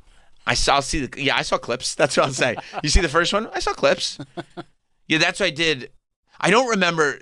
What's the Avengers movie called where he snaps and everybody dies? Spoiler alert. You talk about Infinity War? Yes. I didn't see that. You saw Endgame. Right. But I remember, I don't remember if I saw clips of Infinity Wars or I saw it like the way I watch movies sometimes where I hit pause and then 2 weeks later come back and watch the other part of it. It's an insane way to watch movies. Yeah. Yep. But that's how I watched the drama. Couple parts. I can't do that. But I did go to see like a late night showing of Endgame. And I got it. Like Spider-Man was super sad when Iron Man croaked. That's right. Right. Yeah. Spoiler alert. But also, like, how can you invest in any of that when it's like these actors are coming back? Like, I mean, at the time you thought it was done. And at the time, I bet they were done. I'll bet the actors thought it was done. I'll bet the studio thought it was done. I'll bet everybody was like, don't worry. Here's the thing about us. We can do it all again. Because like you said about, comparing it to wrestling, like I'm sure they thought, all right, these young kids, they've got it. Yeah, don't worry about it. Passing the buck to we them. got Obafemi right over there. His name is Pedro Pascal. And it was like, what the fuck? Like, here comes the next generation. We sold 7,000 tickets for WrestleMania. Oh, no. We need John Cena. Yeah, we need him back. What's he going to do? I don't know. A year. Announce a competition that we'll never talk about again. We're going to do it. We're going to do that. Oh, okay. Oh, I didn't know.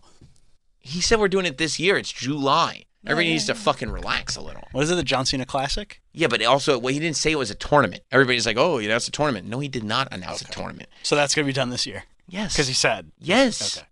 We got many months left. Okay. Troy, is the year over? Not yet. Thank you. Okay. Exactly right. And it's going to be fucking lit, too. Because it's John Cena. I don't have anything against John Cena. Good. Thank God. I was about to say. All right, why don't we take a break? Okay. We'll take a break. Get to the bottom of more Avengers Doomsday stuff. No, we got a lot to do. Troy, out by you, they made a giant swimming pool. You hear about that? I heard. I got a lot of questions about it. Okay. Florida's got a 15-acre swimming pool. It looks amazing. It looks awesome.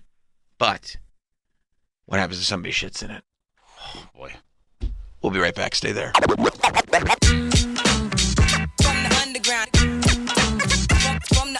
More Sam Roberts shows on the way. From the underground.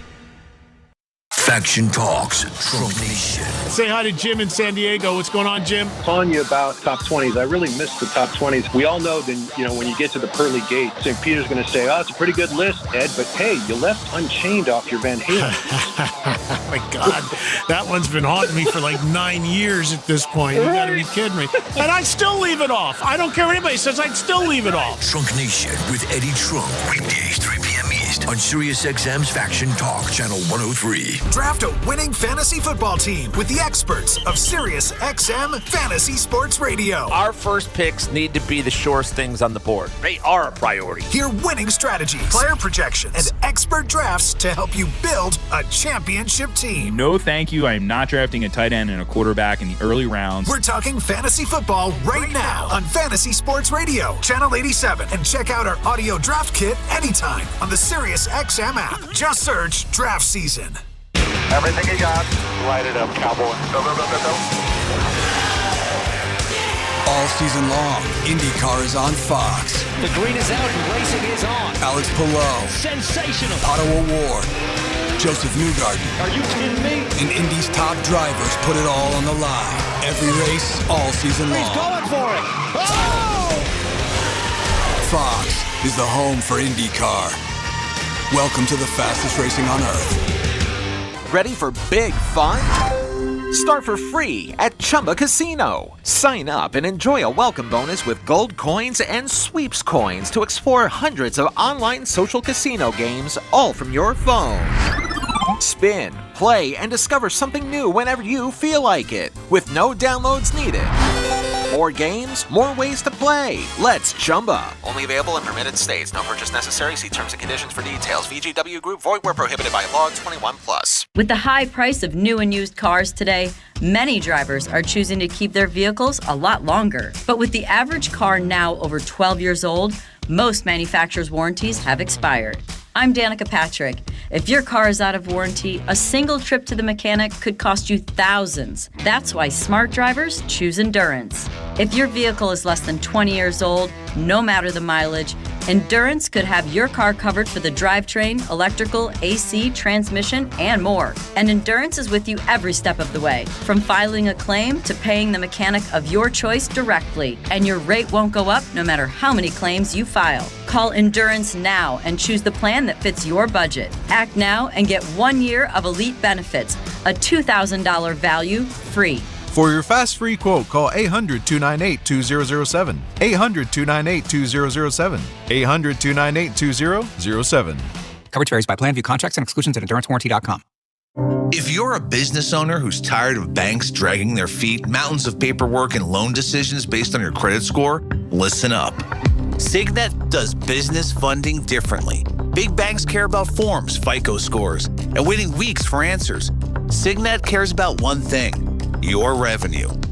If your business is bringing in consistent income, you can qualify fast. No endless paperwork, no red tape, and you're working with real people who actually understand small business, not some automated system. To qualify, you need to have been in business at least 1 year and average $50,000 a month in revenue or more. If that's you, Signet can show you funding options in minutes. Just go to signetfunding.com. That's SIGNET funding.com. Again, signetfunding.com. No cost, no obligation, just a quick application to see if you qualify. Fast funding, real people. Built for business owners. It's Trey Anastasio from Fish. Fish returns to Madison Square Garden in New York City for 5 nights. I'm psyched to blow the roof off the place. Down with disease, 3 weeks in my bed. Hear every note from our show at the Garden. Live on the band's exclusive channel. Night 1 is tomorrow. We hit the stage around 7:30 Eastern, 4:30 Pacific. On Fish Radio, Channel 29, and on the SiriusXM app. My dad passed away unexpectedly. Of course, it was awful in every way, but we are very grateful that he had life insurance. So even after he was gone, he was still able to provide for us. And that's why I have life insurance for my family. Ethos.com. They make it fast and easy to get covered. It's 100% online. You get a quote in seconds, and you can apply in minutes and get covered the same day. Get your free quote at ethos.com/quote. That's ethos.com/quote. Paid spokesperson. Time spent on application may vary. Online questions required. Rates may vary. Philo's got that rhythm you've been looking for. A steady tempo of the biggest shows, an endless flow of hit movies, and the TV moments that match your vibe. From your favorite throwbacks to the hottest movies, the best of Black entertainment all comes together here. With all the top channels like MTV, VH1, TLC, BET, OWN, TV One, WeTV, and so much more, their lineup hits just right. Plus, over 80,000 movies and shows are available to stream anytime, anywhere. And with the unlimited DVR, you can record your favorites, rewatch them for a whole year, and skip the ads. Because the good stuff is always worth a replay. Best of all, plans start at just $25 a month. So turn up the volume on your streaming experience and come find your rhythm right here on Philo. Sign up at philo.tv today to start your 7-day free trial. That's PHILO.TV. Philo.tv. Ryan Reynolds here from Mint Mobile. With the price of just about everything going up, we thought we'd bring our prices down. So to help us, we brought in a reverse auctioneer, which is apparently a thing. Mint Mobile Premium Wireless. How to get 30, 30, how to get 30, how to get 20, 20, 20, how to get 20, 20, how to get 15, 15, 15, 15, just $15 a month? Sold! Visit mintmobile.com/radio. Upfront payment of $45 for 3 months, $90 for 6 months, or $180 for 12-month plan required. $15 per month equivalent. Taxes and fees extra. Initial plan term only. Greater than 50 gigabytes may slow when network is busy. See terms. Ready for big fun? Start for free at Chumba Casino. Sign up and enjoy a welcome bonus with gold coins and sweeps coins to explore hundreds of online social casino games, all from your phone. Spin, play, and discover something new whenever you feel like it, with no downloads needed. More games, more ways to play. Let's Chumba. Only available in permitted states. No purchase necessary. See terms and conditions for details. VGW Group. Void where prohibited by law. 21+. Fed up with stubborn earwax? Get WaxRx from Dr. Easy. Dr. Easy professional ear washers have been used over 40 million times by medical professionals. Now you can get the same results at home with WaxRx, the personal ear wash system. Just like our professional ear washers, WaxRx flushes away stubborn earwax without a trip to the doctor. Don't be fooled by store brands and cheap knockoffs. Pull into a Walmart or Shoppers Drug Mart right now and get the original doctor-invented WaxRx in the ear care aisle.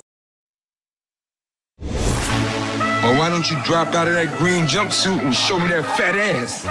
Back now with more Sam Roberts Show. I'm the only one who's actually showing my face, I guess. It's going to be me, Danhausen, and Rey Mysterio. Oh, yeah, wow. Yeah, just on a panel for Mattel. It's going to be really fun. But I say all that to say tomorrow and Thursday, we'll have some fabulous best of for you, assuming I can get out of here. You don't think so? I'm hoping. I feel like Troy. It's a hellacious feeling. It's just stressful. It's so stressful. That's why Danielle's not here. I started canceling flights yesterday because of the weather, and I had to figure out, and they canceled these flights. And here's right, they were canceling them yesterday? Canceled yesterday. I mean, I'd rather that than at least I guess, you're not scrambling in the moment. It's not like a Noah Khan concert at Citi Field? What happened at Noah Khan Citi Field? Oh, he was supposed to play on Saturday when it was torrential downpours. Yeah, and they canceled it maybe an hour before. Oh, God. They're already there. People had parked already. Yeah. They're like, this ain't happening, dog. There's no roof on this building. Are you crazy? No, the Yankees canceled their game in the afternoon. What is it with Noah Khan? This Noah Khan tour, people cannot handle themselves. I don't know. There's a lot of money invested. Anyway. Yeah, so shit, rain, whatever it's going to be. We got to do it. I had to... Now I got a layover. I put Danielle on a flight. Hopefully it's left. But because she's coming with me to document, and help me with everything. Okay. But she's got 2 layovers on the way there. Oh, that's terrible. I know, it sucks. And I apologize. I was because you get on these flights and immediately when they're this one's sold out, they're here are your options. And I'm literally clicking on flights within the hour of being told it's canceled. They go, well, that's sold out. Yeah. You know what I mean? Because it's selling out in real time. Because also, that's the other thing about San Diego is there's what's happening in San Diego when it's not Comic-Con? Not a ton. There's 2 direct flights to San Diego. Beautiful weather. It's amazing. I love it out there, dude. Love it out there. Huh? Zoo is good. They got a zoo there? Oh, yeah. San Diego Zoo, yeah. I'll hit the one in the Bronx. That's a good one, too. But I know they have a great zoo. Tacos? Yeah, great tacos and Tony Hawk's chicken spot. Oh, that is in San Diego. you should Thank go you. there. I'm 100% going there. Yeah. Hawk and Chick or Because something? I have Chicken had Hawk. Chicken Hawk. I've had many tacos there. Oh yeah, best tacos. Oh, they're authentic because it's right on the border there. Yeah. Like people literally, I mean, people will come up from Mexico to like, you know, work for like 3 months and then bring the money back down to their family and spend more time down, you know. But yeah, so hopefully she's already on her way. I'll meet her out there. It'd be funny if she goes out and then you don't make it. Okay, here's the hotel. Check in. Enjoy yourself. Have fun. Yeah. Yeah, you know. Chicken Hawk is 30 minutes away from the convention center. Are you getting a car? No, but I don't mind Yeah, you can Ubering Uber, around. yeah. Yeah, that's fine. Yeah, I mean, we got to eat. Oh, yeah, you got to go there. That's a Yeah, great you idea. got to check it out. Let me write that down. Yeah, and then make a video about it. Yeah. No, because I don't do them as good as Troy. I just have Danielle. Send Troy the raw footage. I just have Danielle take some pictures and shit. Okay. You know, that's more my style. You know. Yeah. It's so refreshing, dude. Going like turning on your Instagram and seeing shit's already been posted. You didn't even do it. It's like it's so nice. Yeah. You know, because I got enough going on to have to Yeah, you worry don't about worry all about that. that. No, it's so great. But yeah. So I'll be out at Comic Con. Maybe. Hopefully. Tomorrow and Thursday, and then back. If not, we are not doing a show tomorrow. You sit at home. Might do a show tomorrow. No, it's already loaded. And it's good stuff. What are we playing I tomorrow? don't remember, but it's all fire. It's hard to think what wouldn't be fire, honestly. Yeah, I mean, we do a great job. Play yesterday's show. Good point. Try to catch me lying. Man, people must love this show.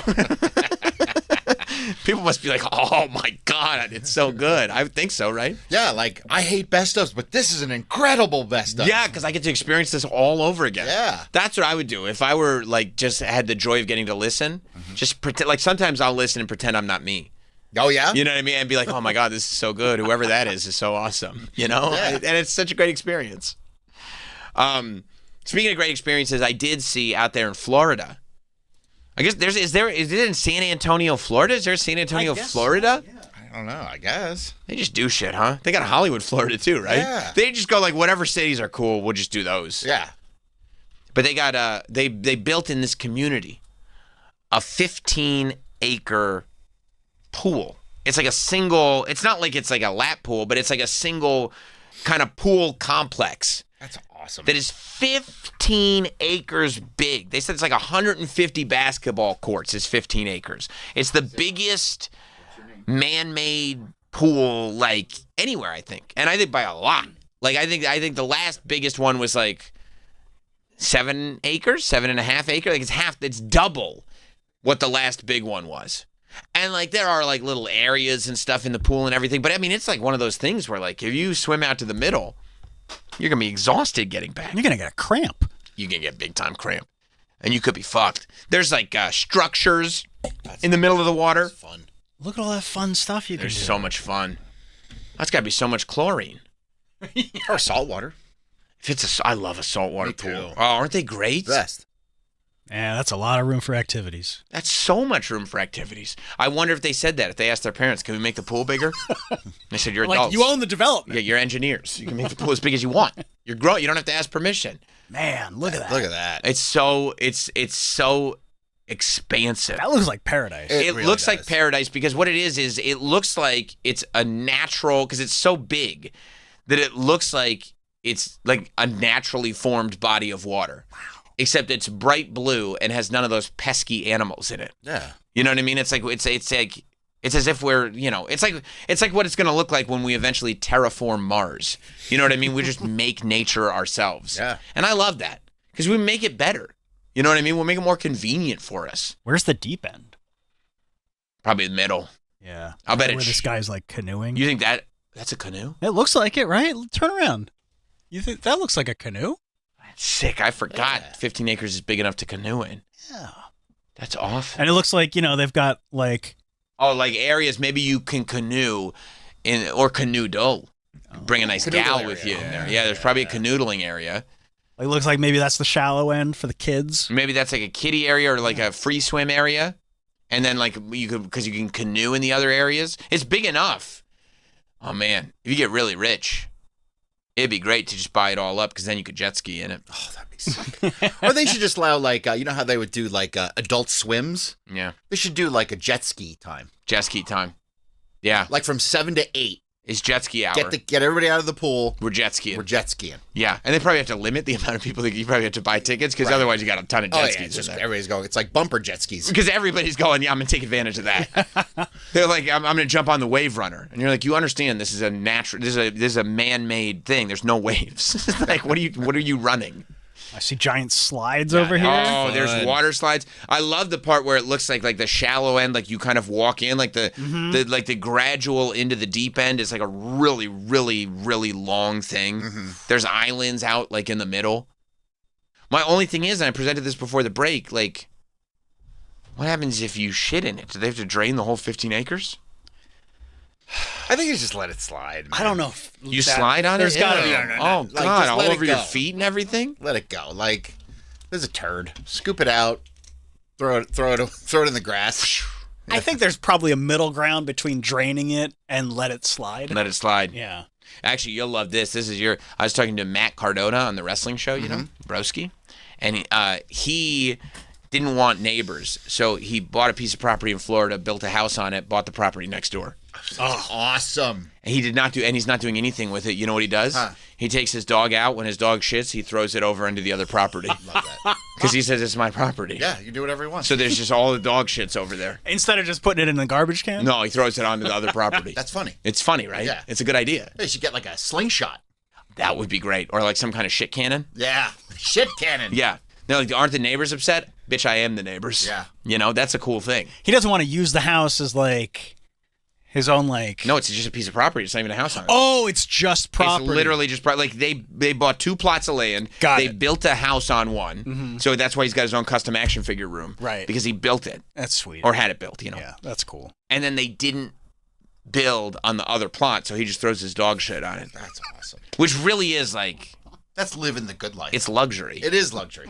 I would love to have a piece of property. Instead, like, you know, because I do the same thing, but my neighbor's always complaining. Yeah, they'd be upset about that. They're like, we don't even have a dog. How could there be all this shit over here? I go, I don't know. It must be something else. I don't know. Do you know what part of Florida? Don't dox him. No. you can say I mean, it's area. not far from Disney World. It's got to be very close. Yeah, he goes to Disney World constantly. So he goes for breakfast. So, you know. Does he have a Disney room in his house? No, he's got a shelf in his action figure room for his Disney collectibles. Just a shelf?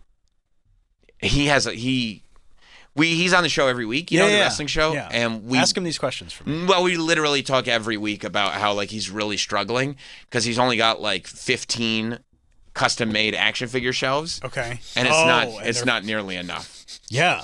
Like he said he'd need a whole other room. So get another room. Well, he can't. He already built the house. Well, he has the plot of land. Make that the room. I asked him, and he says, I don't want to make it in a different building. I want it to be in my house. There's got to be a room that his wife has that he could take. He built the shelves into the room. Like it's a built action figure room. They're built into the room. Like there's literally nothing to do with that room if he stopped. If he sold all his figures, he'd have nothing to do with the room. Like it'd be the most inconvenient. Like there's a window in the room. He had them, like once he got in there, he realized there weren't enough shelves. So he had them build a shelf over the window. Yeah, what do you need the window for? Right. Yeah. Right. And so he said, and there's like the door's like sliding. It's like electric. So he said if there's a fire and that malfunctions, he's stuck in there. He's dead. Yeah, but you know what? Because he can't because he didn't just put a shelf in front of the window. He installed it in front of the window. Nice. Like you Worst can't get ways it. to die. Yeah. That's what I said. He'd die with all his favorite things. Yeah. While his wife and pets left. Screaming in terror. Yeah. I deserve to go out this way. Yeah, so you think scoop and release. Yeah, because that's a lot of work, man. Like to drain it and then refill it. I mean, it'd take weeks. Yeah. Plus, you got to blast it with chlorine. Yeah, it's just a turd. Yeah, I don't think you can drain it. But you do have to, like, make sure you get all the particles out. I hope somebody asked that question before they built this thing.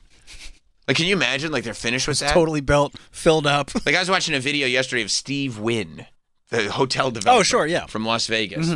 And he said when Why? What? Why? And what? He said they built the Bellagio, you know? And then he said he loved the Bellagio. They built it without a budget, which is crazy, you know? And they just wanted to make it was like 98 or whatever it was. They wanted to make it like the, most spectacular thing ever. And he said there was this one thing where he was like, right before they opened it, he was going through everything, and he was with a security guard and everything. And he went down, and there's this amazing view. And he went down an escalator. And instead of a balcony, he had put a floor. And he said because it wasn't a balcony, it was a floor. It made it so that he couldn't have put a 2-story window so you could see everything. Oh. And he said in that moment, he just goes, shit. And the security guard goes, what? And he goes, we made a mistake and I can never make it better. And he said that's what like keeps him wanting to develop more hotels because he's like, it's not perfect. Yeah. I got to do it better. I got to do another one. I got to do it better. Can't just tear it down. So I do wonder if they built this pool and they fill it up with water, and then if there's somebody like me shows up and goes, their hand. What happens if somebody shits in here? And they just go, oh, no. Oh, no. Drain it. It's going to take forever. Yeah, I mean, I guess you do just stomp it down the drain? Well, no, I don't know if you stomp it down the drain because when you're stomping it in the water, all the particles are just getting everywhere. Well, you try to stomp it over the drain. Okay. You know what I mean? Again, I don't think... cover it with your foot, I think, would be the move. Push it down the drain. And then you kind of have to scrape the bottom of your foot on the drain because you're right, the foot shit would get in the pool. Yeah. Right, so you scrape your foot on the drain. And if it's floating, you have to get it down to the drain. Oh, if it's a floater, you just throw it.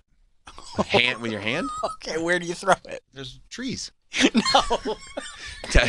All right, on the volleyball court there? Yeah, right there, right next to it. There's trees there. There's one tree. Okay. No, this is supposed to be a nice community. You don't want to walk around and see human shit. There's 1, 2, 3, 4, 5, 6. There's 7 rows of beach chairs between the pool and the tree. And you think that you're going to football throw, like you're Justin Bieber. You're going to football throw a shit log from the pool over the 7 rows of beach chairs into the forest? Is that the plan? As it stands? Yeah, I mean, if that's your only option, I mean, what else? What are the other options? That's why I'm asking. Is that as it stands? I mean, one option is don't shit in the pool. Yeah, but accidents happen. Okay, leave How would the you pool. know? I've never shit in the pool. Yeah. Did you ever shit in your pants? Yeah. In a grocery store? Yeah. Not in the last month? Yeah. Okay, sorry. I had forgotten. Yeah, but what if it's like a lettuce emergency? Then you can't throw that. No. If you get the lettuce thing. Oh, if it's a lettuce emergency, then we might be talking about draining that pool. Yeah. I mean, if it's just liquid and just like everywhere. You just swash the water around. And... No, I don't think that's how it just works. hope it dissipates? It will. It's not going to stay coagulated. And then you swim about an acre down the pool. Yeah, I'd be like, I don't know what the hell happened up there. I got to swim about an acre this way. There's something weird going on over there. That's gross, but I'm going to swim about an acre that way. It'll be fine. You guys, I made I think a very wise decision yesterday. Why is that? I went to Chipotle for lunch. Oh, smart. Yes. Got my burrito that I get. Yeah. No beans, no rice, obviously. Yeah, I mean, what's the point? But okay, keep going. It's supposed to be chicken, cheese, tomato, corn, lettuce. No lettuce. Not going to get me. And I have no diarrhea right now. So. Lucky you. Yeah. I mean, it's such a waste of a burrito. What, no beans, no rice? Yeah. They don't look at me crooked when I say that. They think. They do? Yeah. Well, guess what? You know what I think? You work at a fucking Chipotle. Shut the fuck up. That's what I think. Okay? If you look at me like that, that's how I respond. You know, that's my thoughts on the matter. Yeah, but I don't think Chipotle lettuce is contaminated. But they don't know what's contaminated because they said it's Taylor Farms lettuce. And then Taylor Farms said we tested it and it was a false positive that there's no diarrhea in this. And then the FDA was like, bullshit. We actually still think it. Yeah, where you guys are lying. Yeah, they said this, I guess, I don't know, Taylor Farms, which I thought was pork roll. No. It's, you know what? We got somebody that we could bring in. But they said it was Taylor Farms. Yeah. And I don't know what that is. And then Taylor Farms is also the same place that delivered the slivered onions in 2024 to McDonald's that had an E. coli outbreak. They did not. That's not true. That is 100% true. What's going on this farm? I don't know. I think we should just shut it down. They got to get their act together. Which Taylor is this? Who's running this place? I feel like, fool me once, shame on me. Fool me twice, now I got diarrhea. Yeah, now I can't stop shitting. Right. They did? They're the E. coli onions? Yes. Oh my gosh. These assholes. I know. It's like, and that's probably because they're just growing so much of this bullshit. Oh, and they're probably just trying to do everything as cheap as possible. Oh, yeah. They got shitty machines. They're shredding the lettuce. I don't know. They're not cleaning things properly. But they go, first they go, it's Taylor Farms. And then they go, oh, turns out it was a false positive on Taylor Farms. And then they just put out a report and they go, we still think it's Taylor Farms. And that's it. Like, it's not like they have more data. They're like, nah, we think it's them. And I'm like, that's what we're doing? That's as far as we've gotten in this thing? That's the government for you. Yeah. I think it's still them. Probably still them. If I'm Taylor Farms, I'm like, can I sue you guys for this? Why do you think it's us? Because, come on. Remember the onions? Yeah, like it's you. Yeah. I'm like, no, it's not. It's you. How to tell if your lettuce is safe to eat during cyclospora diarrhea outbreak. Yeah. I don't know. Don't eat lettuce. All these websites that don't want to use that word. Diarrhea? Yeah. Cha-cha-cha? Yeah, just use it. It's a funny word. It's a super funny word. Yeah. And this is even funnier. They said it causes, quote, explosive diarrhea. Yeah. If they said explosive diarrhea outbreak, I'd read that article. Yeah. That's a funny article. 10 times out of 10. Yeah. You hear about explosive diarrhea? No, but tell me more. While the Food and Drug Administration's investigation isn't over, Acting Deputy Commissioner for Food, Donald Prater. Oh, I thought it was Sean from the Real World, but I guess he doesn't handle this. Said on Monday that evidence is starting to converge on a primary suspect, shredded iceberg lettuce from Taylor Farms. Man. And they said RFK was looking into it too, because this is kind of under his thing. And he says he thinks a lot of it might have to do with the low sperm. From teens? From teens. Teens low sperm is what he said we should be really focused on. Don't worry about the diarrhea. The FDA's trackback investigation and the outbreak data continue to converge on shredded iceberg lettuce from Taylor Farms location in central Mexico. Huh. All right. Yeah, they said they recalled all the lettuce from central Mexico. Taco Bell is saying it's not us. If you have diarrhea, that's regular Taco Bell diarrhea.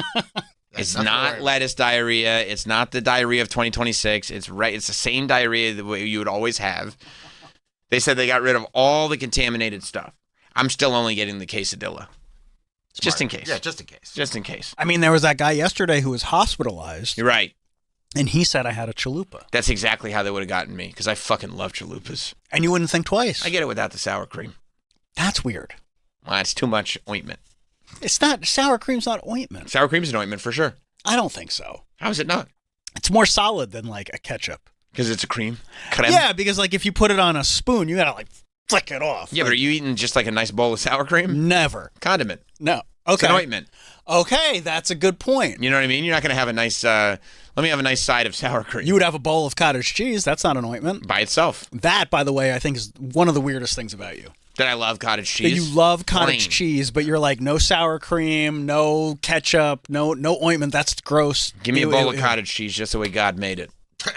Oh, no. And I'll devour it. No, I love cottage cheese. It's great. Oh, yeah, that is so weird. You don't need to put anything on it. Nothing. You shouldn't put anything on it. I prefer it. You don't throw some pineapples in there? No. I get the little cottage cheese cups. You get the individual cups? 100%. Will you sit down with like a pint of cottage cheese? That's a little much, but I will sit down with, you know what I will do? I'll eat one of the cups, like the little yogurt cups of cottage cheese. I'll go back for a second one because that's not enough. Isn't that weird? Yeah, I'm not a cottage cheese. I think it's disgusting. I used to eat it as a kid. My wife loves it. Nice. Tell your wife I said what's up. Tell her if she'd like to go out for a nice cup of cottage cheese, you know the fella to call. But I think someone with your palate being like, yeah, no, cottage cheese is my shit. Right. It's so weird. I'm sitting there going like, I can't do beans and rice. And I can't eat a hamburger. Oh, you'd hate cottage cheese. Actually, I love cottage cheese. Yeah, I can't eat a burger. No, all that pasta's no good. Pasta. You won't eat just plain pasta. Yeah, where do you land on cottage cheese? I'll eat it for every meal, breakfast, lunch, and dinner. That's actually delicious. It's amazing. In late 2024, Taylor Farms recalled raw yellow onions linked to a deadly E. coli outbreak that sickened 104 people across 14 states. Wow. And they were primarily supplied to McDonald's quarter pounders. Yeah. See? That's what I'm talking about. They said they got the diarrhea, explosive diarrhea is now up to 27 states. But they said it's still like only like 300 people in New York. Big deal. Right? But they said in like Michigan. That's they're getting hard. They're diarrheaing everybody in Michigan. Yeah. Poor juggalos. Yeah. They don't have it easy. No. I'll tell you what. Half of them probably don't even know they've got the parasite. No, I don't think so. Just another day. Yeah. I'll tell you what. If they don't put a lid on this soon, that gathering porta potty. The gathering of Juggalos porta potty is not making it through the first 2 hours. We'll have to get Zach back in here. Oh, yeah. I mean, they're going to be pooing on dollars everywhere. Oh, my God, yeah. But they won't be able to, forget about it. If you wipe with $1 with a diarrhea parasite, there's not 1 ounce of green left on that dollar bill. It's all brown. It's disgusting. Let's go to Benny in Iowa. What's up, Benny? Salutations, boys, and wherever our little traveler Danielle is. Thank you. So, all this diarrhea talk, right, giving me the urge because I want to hear a Toots Day before you try to escape out of New York. You do? Well, then I guess it's time. It's Toots Day. He's silly and he's furry. His name is Mr. Toots. He's always happy and purry. That rascal, Mr. Toots. Now, in the interest of avoiding confusion, because some people have pointed it out, Toots Day is the day that is devoted to Troy's cat, Mr. Toots, who's named after Detective Tutiola from Law & Order SVU. Toots Day has nothing to do with Chuck Schumer on the Senate floor. So that's a lot of people wondering about that. That is not the case. But it is indeed Toots Day, and the question on everybody's mind, Troy, is how's Mr. Toots doing? Seems great. Yeah. Yeah. Yeah. I don't nothing really new to report. No bowel movements on the floor. Oh, he's been shitting in the box? He's been shitting in the box. Wow. Yeah, everything seems good. That's great. I'm hoping to see him tonight. Oh, if you can get out of here? Yeah, we'll see. That'd be great. You think he'll be happy to see you? I think so. I hope so. What kind of sound does he make when he's happy? Meow. Oh, that's the happy sound. Gotcha. As opposed to when he's taking a bath, what does he do? Gotcha. Okay. Because sometimes you never know. You gotta figure out. Does he still use the sofa that Uncle Sam gave him, or not so much because it's the summer? It's the summer. Yeah. He hasn't. We put treats in it, like when we give him a scavenger hunt, so he'll get in it for grab a treat. A lot of people have been wondering, how often does he get a scavenger hunt? You know, if I'm there all day, he'll scream for it, and I have to give it to him in the afternoon. He gets his egg in the morning, then he gets a scavenger hunt in the afternoon. Every afternoon. If I'm there, he'll scream for it. And you know what he's screaming for. Yeah, of course I do. You do? Yeah. Scavenger It's like, you're here. I'd like a scavenger. It's the afternoon. Right. I'd like a scavenger hunt. I've already had my egg, which we learned when he was in studio. He does not need to be burdened with chewing it. No, I have to puree it for him. Right. Sure. As one does. Does Dad spoil more than Mom? Oh, yeah. And Toots knows that. Yeah, of course. Toots may not be bothering Mom for a scavenger hunt every single day. She's not there during the day, so... She's busy. Yeah, she's working. But if she's there, he'll scream for it. Right. But you're sitting there, and Toots is like, why don't you get that thumb out of your ass and hide some treats for me to find. Treats. I'd love a scavenger hunt with some treats, please. Okay, all right, fine. Yeah, fine. Okay. I didn't realize we were going to get so hostile, Mr. Toots. No, he gets pissed. He does. Yeah. He does. So in between morning and afternoon, it goes like egg, pureed, lay out in the sun. He likes to go out front. Out front? Out front. Interesting. Yeah, he's really, in the summer, he's excited about the out front. Oh, wow. Do you have a patio out front, or do you? Yeah, it's a patio, and then we have like a gate, so he can't slip through the... Got it, okay. Yeah.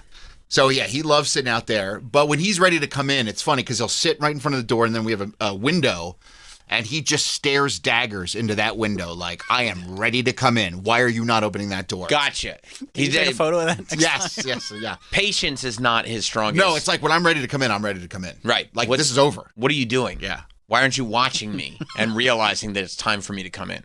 God forbid you forget about him.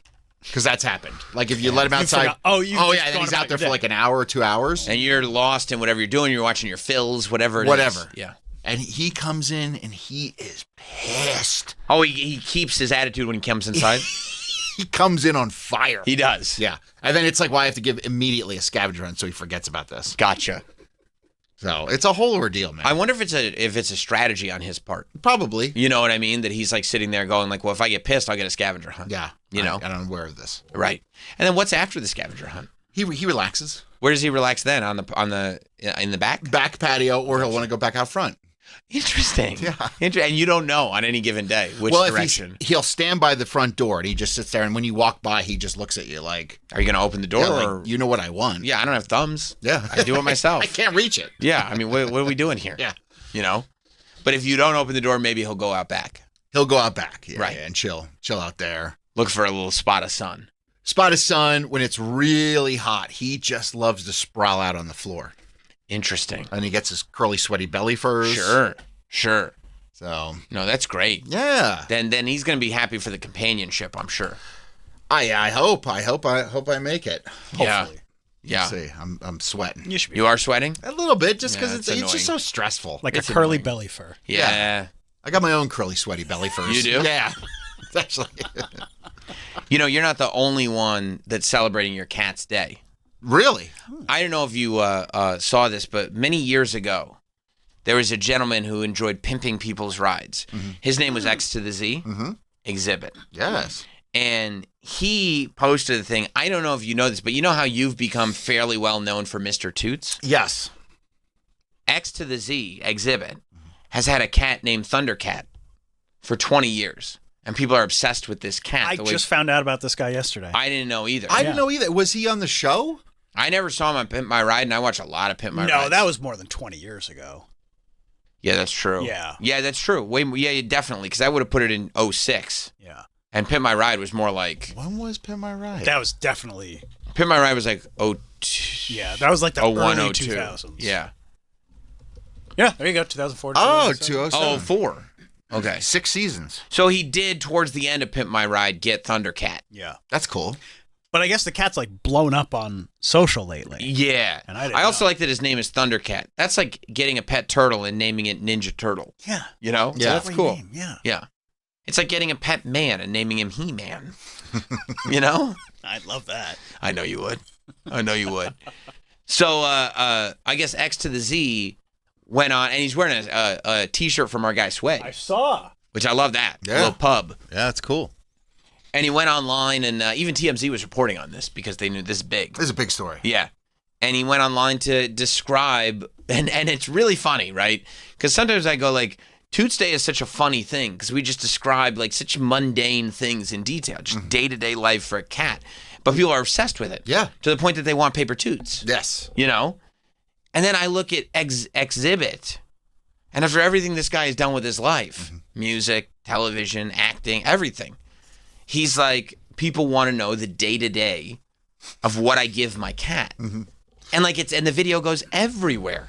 They're like, this is amazing. People love cats. People love cats. I mean, look at what has happened with Stone Cold Steve Austin And the cat and thing. his Instagram. Like, he is now just a cat social media account. Like, Yeah. it's just him posting about his 2 cats. And I mean, And you know, people love it. When he had Hershey the Wonder Dog, that was a big deal. But seeing Stone Cold with a cat, and I think that's the other thing, right? Poncho and Macho? It's Come on, man. They're awesome. seeing a big badass dude with a cat is endearing. It's fun. Like they like seeing Troy all tatted up with a big braided beard, and he's like, "This is how I puree the egg for my cat. This is how I take care of my cat. The cat's the boss." Yeah. They love seeing Stone Cold be a gentle man and take care of these cats. And also call them motherfuckers. That's right. Oh, these motherfuckers. And they love seeing Exhibit, who, like, you know, we became so familiar with when he started putting blenders in people's trunks.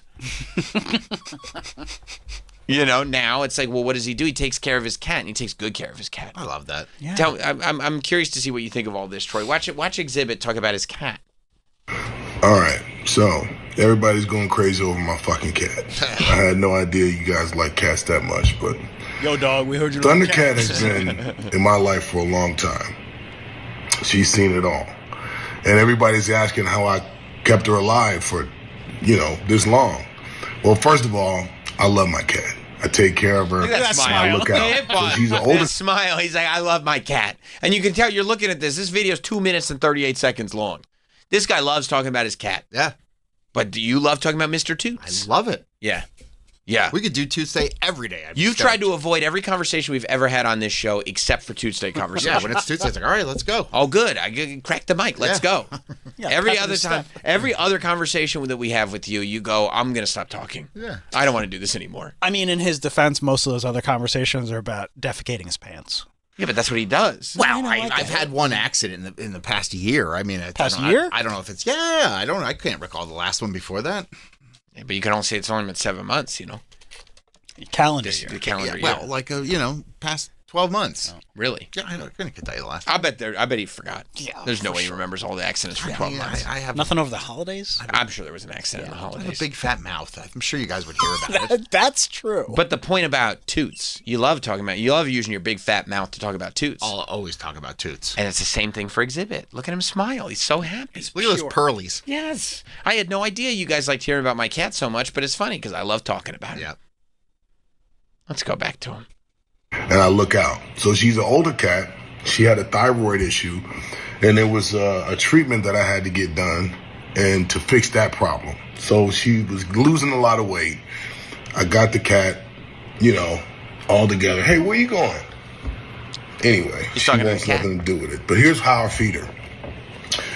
She likes dry food. I give her this, 11 and up, and I also give her Royal Canin, 11 and up. Hit pause. That's free right there. Right. That's a free plug. Free plug, no problem, because that's what she likes. But don't you love that you did the same way Troy talks about Mr. Toots?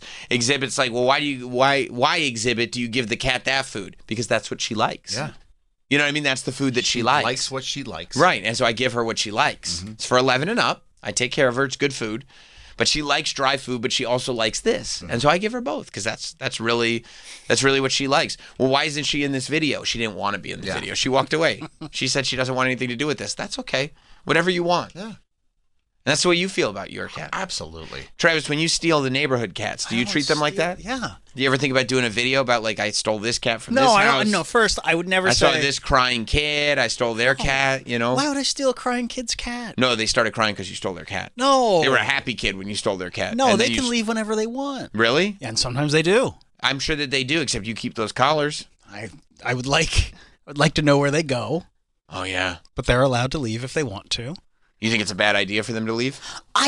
They're well taken care of. She left the other day when it was thunderstorming. Right. And why? Do you tell the other cats that the cat that just left has made a terrible decision? Yeah, don't right. be like that cat. Right, that cat's probably dead. You guys are alive. She came because I'm back, taking but she care was of you. soaked. I'm like, you could have stayed here all dry. Yeah, I created this dry environment. And she was like, I just want to go home. I was just trying to get back home. I have a family. I just wanted to get back home. Where's my collar? I'm sure one of them has a family. You are? And just comes around for extra food? Absolutely. Oh, She's yeah. too beautiful to be a stray cat. I had a cat. Yeah, I mean, especially without the lead singer. Yes. No. Brian Setzer. Yep. Yeah, I had a cat in college that was like that. I had a cat for like 4 days or something like that. And named him Not Cat. Okay. Yeah. You're really on brand. Yeah, Not Cat. Not Cat would like pop by I was living on like campus housing, but it was like a little townhouse campus housing thing. It's like where athletes lived because they had the best accommodations. Why were you there? Because people didn't realize you could just live there. Oh. You know what I'm saying? Like people were like, I found out now it was off. It was just you and a bunch of athletes? There was a lot of athletes. Oh, man. But it made it, that's why really I think people didn't go out there because you had to take a bus to campus. Okay. But guess what? I've been antisocial as long as the day has been. Yeah. You know, I don't worry about that. They got a great food hall. They got it's literally a townhouse. I'm like, yeah, I'll live there. Community shower? Community shower? Well, no, there was a shower, but you could use the community shower, and that's what I chose. You're like that. Yeah. I said I prefer not to use the one to save water in my home. But the cat showed up at the door, and it was a very well taken care of. And it's Syracuse, you know what I mean? It wasn't mangy at all. Yeah. But I opened the door for him. Oh, came in. Really? Slept over. Yeah, absolutely. I bought a litter box for him. You know, it was a whole situation. And then eventually he got to be very needy and got to be a lot. Where it was like, he was like, you know, walking on me while I slept and like didn't, you know, and I was like, okay, this is clearly somebody's cat. This is somebody else's cat. A cat that acts like that has been with people. Yes. Yeah. Yes. And it got to the point where I was like, I'm leaving. Do I leave this? Like, do I close this cat in my apartment while I'm leaving? Oh. You know what I'm saying? Because then it's like, it's one thing, like a cat's knocking on your door, you let it in. But when you're leaving for like the day, this is my cat now, you stay here. Once you shut the door with the cat inside, now you're kidnapping that cat. Yeah. Yeah. So I let the cat out. No, that's smart. And then like and then but it is, you develop emotional attachment so quickly. Yeah. Like it snows there all the time. So literally the next time it snowed, I put some food outside my house just in case the cat was an outside cat, so it would find the food and then I would see it and I could let it inside. There you go. But it was somebody else's cat. Yeah. Yeah, no, the one that comes around, just at dinner time. Yeah. First of all, she's gorgeous. Right. Long hair, like a Maine Coon type cat. I'm like, there's no way you're on the street all day. No. You're surprised though if somebody would let a cat like that outside. Well, it's a lot. I mean, indoor-outdoor cats are Some people just let. Yeah, I would be too, kind of. It surprises me when people just let their cats roam, especially around the neighborhood. Yeah, it's weird. Like if you have a fence or something, but no, yeah, some people let their cats just roam the neighborhood, and then they come back. Kid. Yeah, or you'd see them as road pizza. That's what I mean. Like that's what I'd be worried about. That cat's gonna get run over, dude. Yeah. Oh, she'll just lie down on the sidewalk wherever she decides. I'm like, cats are morons. Like there are cats that'll be like, oh, you know, it's a nice warm place, and they'll like literally. I've heard horror stories about it. Oh, they're like, I like to hang out right in the crook of this tire in your driveway where you back out, and then the cats get squished. Yeah. Road pizza. Road pizza, exactly, and then you got to eat them. Well, I don't know. Well, it's road pizza. I mean, waste not want. I mean, it'd be so sad if you saw your cat completely flattened on the road. Right. And then it's like you can't leave the cat there. You got to go take a shovel, scoop it up, and do something with it. Well, I would make sandwiches. No, I'd say, well, only for my little food critic. Or you buy the property next door and you just throw it over. I don't know. You think there's cats in Matt Cardona's property? If I know he has the option. Okay. Which is it fenced off? It's good to have the option. Like, can you see in there? Is it a fenced-off piece of property? No, I think it's just a vacant lot. So he's just tossing it, and everybody can just see bags and bags of shit. Yeah, absolutely. Yeah, absolutely. Put it in a bag. What are you talking about? I don't even know if it's in bags. Maybe it's just shovel. Whoop. Yeah. Wow. Troy would be chucking it with his hands. I figured it was bag because, like, you're taking the animal out for a walk, so it could shit anywhere. I guess, but I think it goes from the backyard to the other backyard. Got it. So that makes sense. Okay. Yeah. Okay. I'll ask him. I'll find out. I appreciate you. Yeah. So anyway, that's the love people have for these cats. Listen to it. Listen to X to the Z. She likes junk food sometimes, so I give her this when she's on her best behavior. And then I give her some Temptations. So between all of those things, that's how I keep... I saw Troy. I saw your eyebrows raised when he said Toots. That's what he gets for his scabs. Temptations. Yeah. Wow. So scabs. You and X to the Z would be sitting there going, "Oh my God." Yeah, Temptations. Oh yeah. Does Toots ever have a hankering for junk food? Oh yeah, the Fancy Feast is junk food. It is. Sometimes, like, if we're out of food and, like, you have to go to, like, a 7-Eleven or something to get a canned food, they have Fancy Feast. Yeah. And it's like, my wife calls it, like, the fast food of cat food. But it's called Fancy Feast. I know. Cats love it, but it's not healthy. It's probably, like, it's like the McDonald's of... Is it like when they call a burger the deluxe? Yeah. But it's like, it's still a McDonald's burger? But he'll scarf that shit down fast. Well, Exhibit says that only if she's been good. Well, those look like more like treats. Fancy Feast? No, like the bag that he had. Yeah. That looked like I got a type of treat. I wish I could talk to Ecstasy. I'd love to tell him about Churu. Oh, maybe we'll get him in one. I bet he doesn't know about the Churu sticks. We should get his cat Churu sticks. They love them. Usually, we're at the point here where if we got Exhibit and Ice-T in studio, it would just be about cats. It would be about cats, yeah. Does Ice-T like cats? Oh, you mean Ice? Yeah. I was thinking about Ice Cube. Yeah. Ice-T, of course. It'd be like... literally, like, if you said that was happening, my wife would fly up tomorrow. She would? With Toots. And then we'd show Ice-T the cat, and then when he thought we were moving on from the topic, we'd just talk more about the cat. Yeah. I mean, it's like her dream is to get Mr... we've talked about this. To get Mr. Toots to meet... Detective Tutiola? Yeah. Like when Law and Order, like, they film all around Manhattan. Like, right. You see him filming. And she used to work over at the pier, and he'd park his car over there. Oh, wow. And she's like stalked him, like looking for him, like, to talk to him about this. Hey, my cat's named after my you. cat's I gotta named tell after you about this. Yeah. I don't care, lady. Yeah, when I was in high school, I named my dog Mick after Mick Foley. Yeah.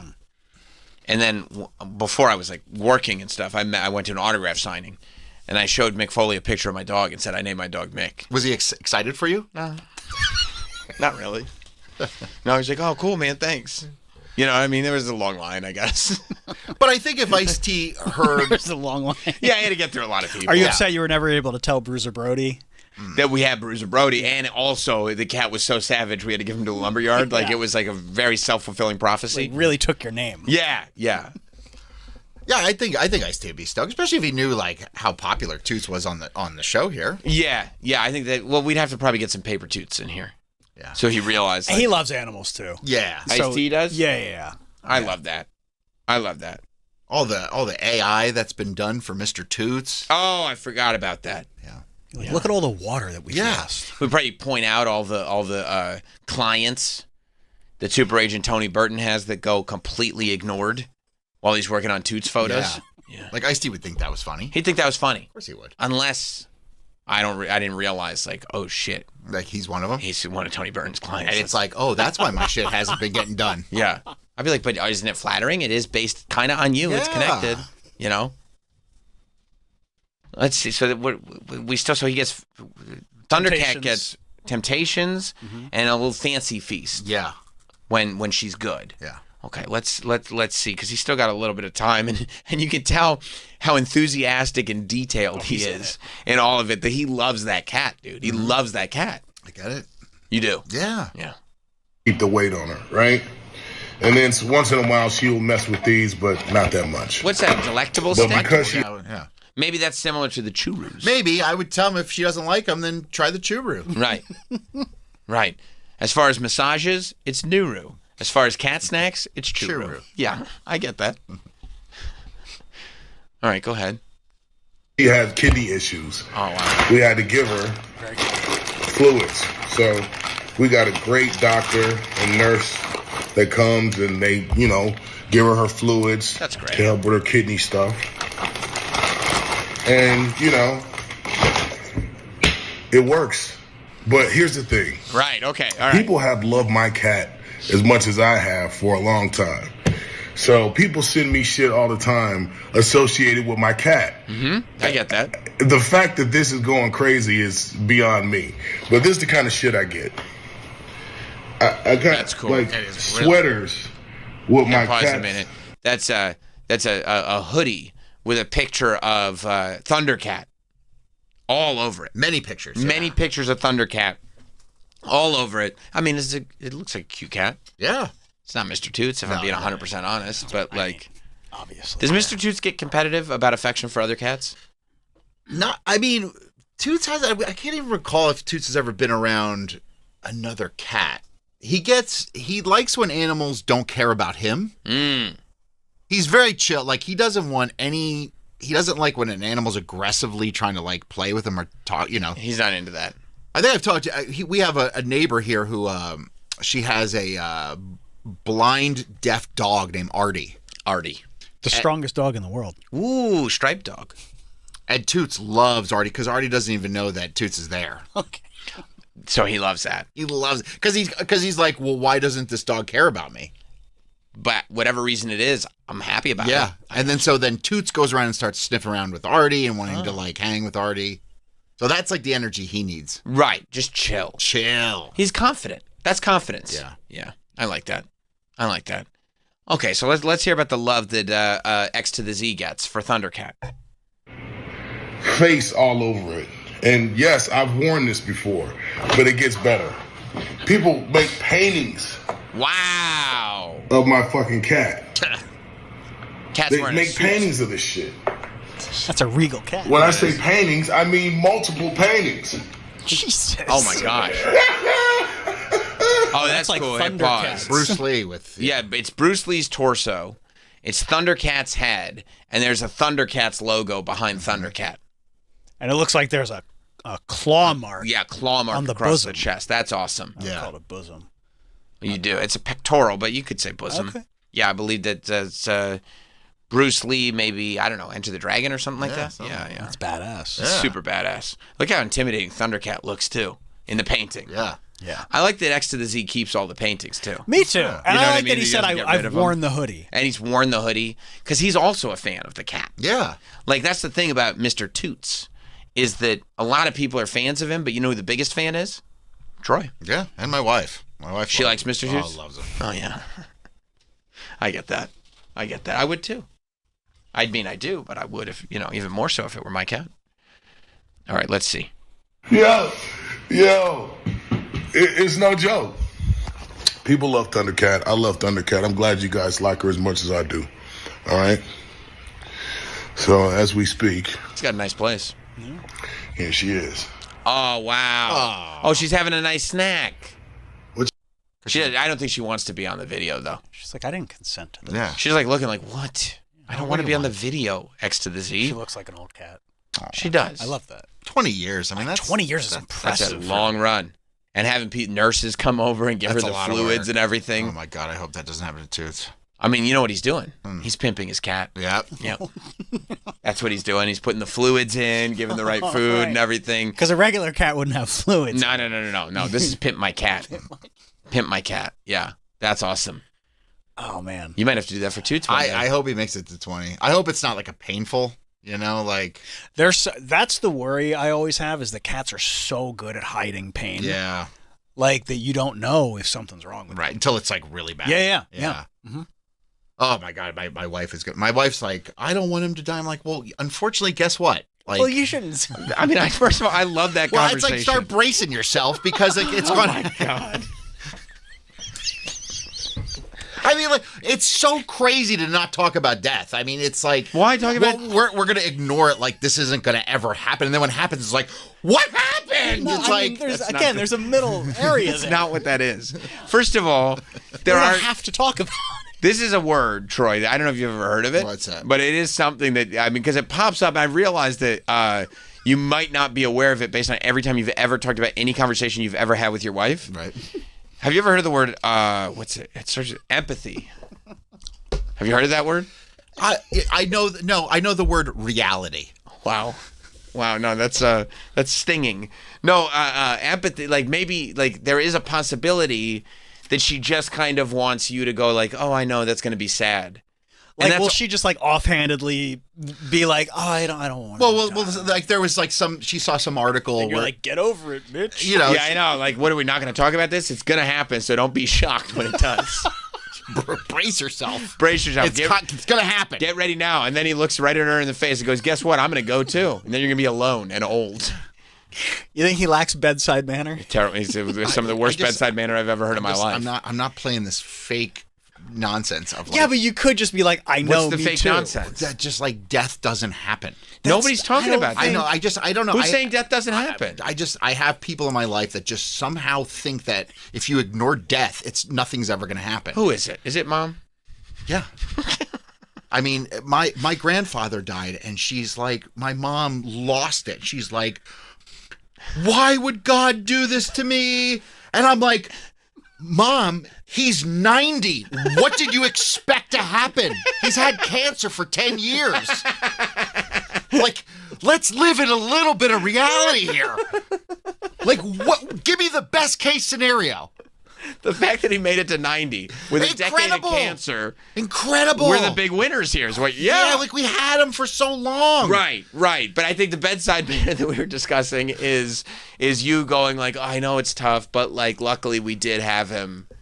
I can't play along. Right. I can't. It's not playing along. It is playing along. It's like, Mom, what do you? Oh, I was talking about Clarice. Yeah. Mom's a little more difficult. Yeah, that's different. But she, I mean, it's sort of this. I think it has to be a female thing, maybe. I gotcha.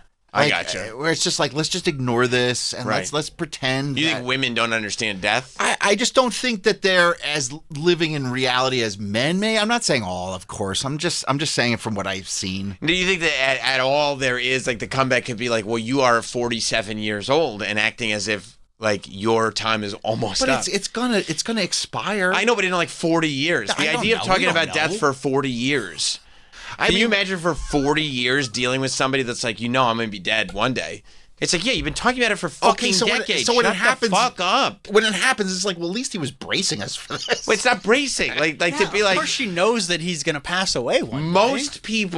Most people, when somebody dies, don't go, well, I never thought that was ever going to happen. Bro, I'm telling you, I swear to you, I think people are just so delusional of, like, reality. Do you think that women think that humans and pets are immortal? No, I don't. I don't know where... Again, there's... Does your wife think you're going to live forever? No. Does she think you'll be dead? Constantly. She ever lost somebody close to her? Yes, yeah. Was she like, how the fuck did that happen? No. She was like, "Oh, that's the life cycle." Yeah. Yeah. No, I didn't have to explain it to her at all. Doesn't make it easy. It makes it very difficult. But Losing anybody is very difficult. Did you show empathy?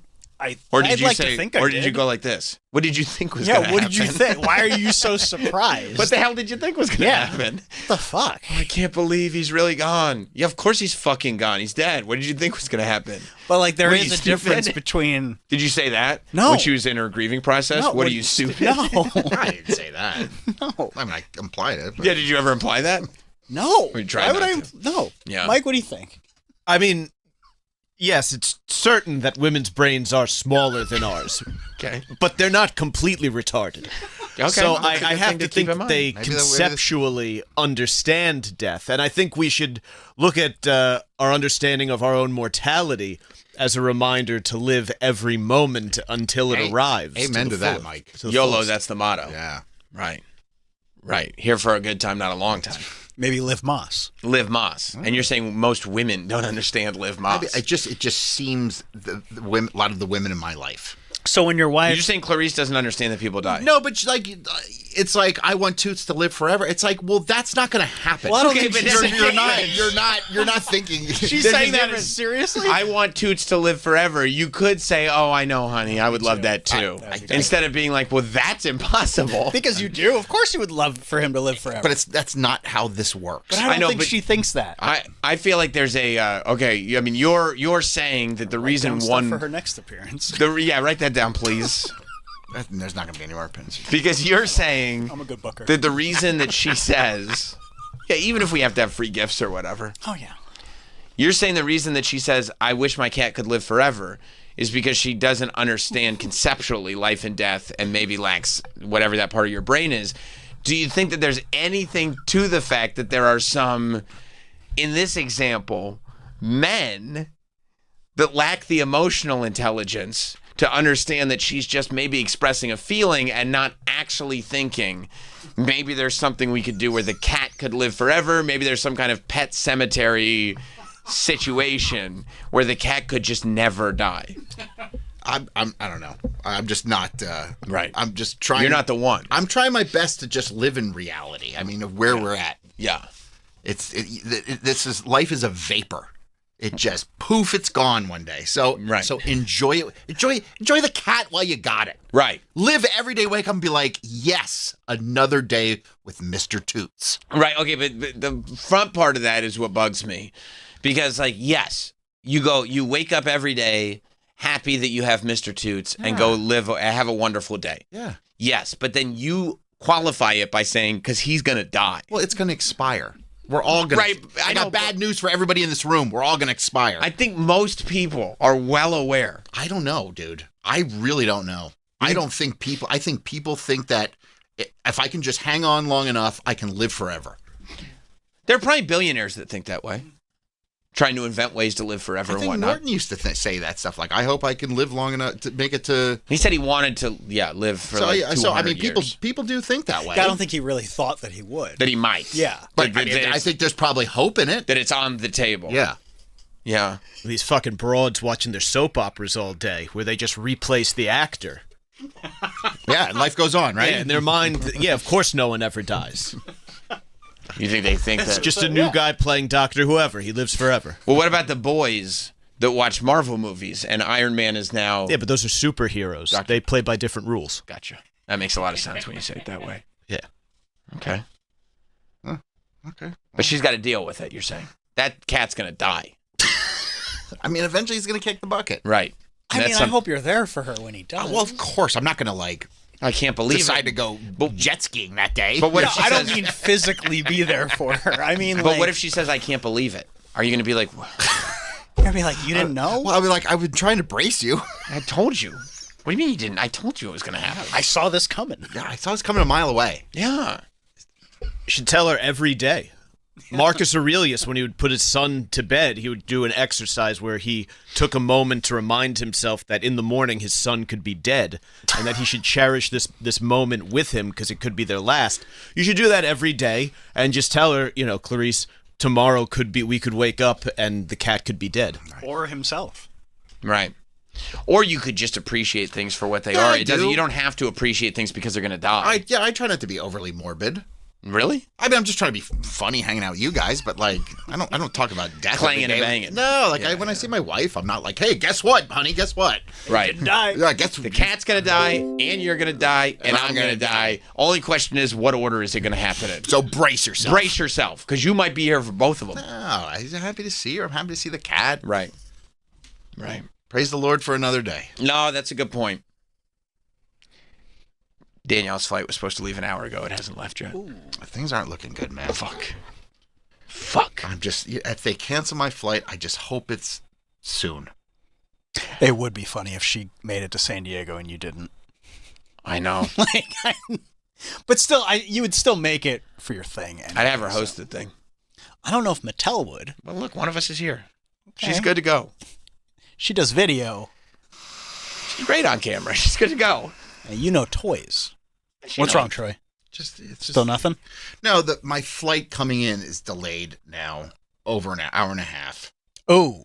So it's not even landing till almost 3. Maybe they'll get another plane. They don't ever do that. Never? Ever. It's never quick. It's like at least 2 or 3 hours if they're like, this plane isn't coming, we'll get you a new one. JetBlue? I'm not saying. Okay. You don't want people tracking your flight like that. I'm sick of that. Right. HIPAA? It's HIPAA. Yeah. I forgot. I'm sorry. Well, listen, we got to take a break because we're not done yet. We got Pamela Adlon coming in.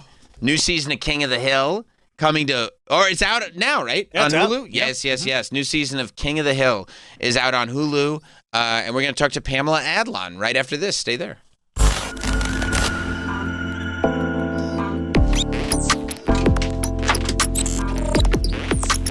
We'll be right back with more Sam Roberts Show.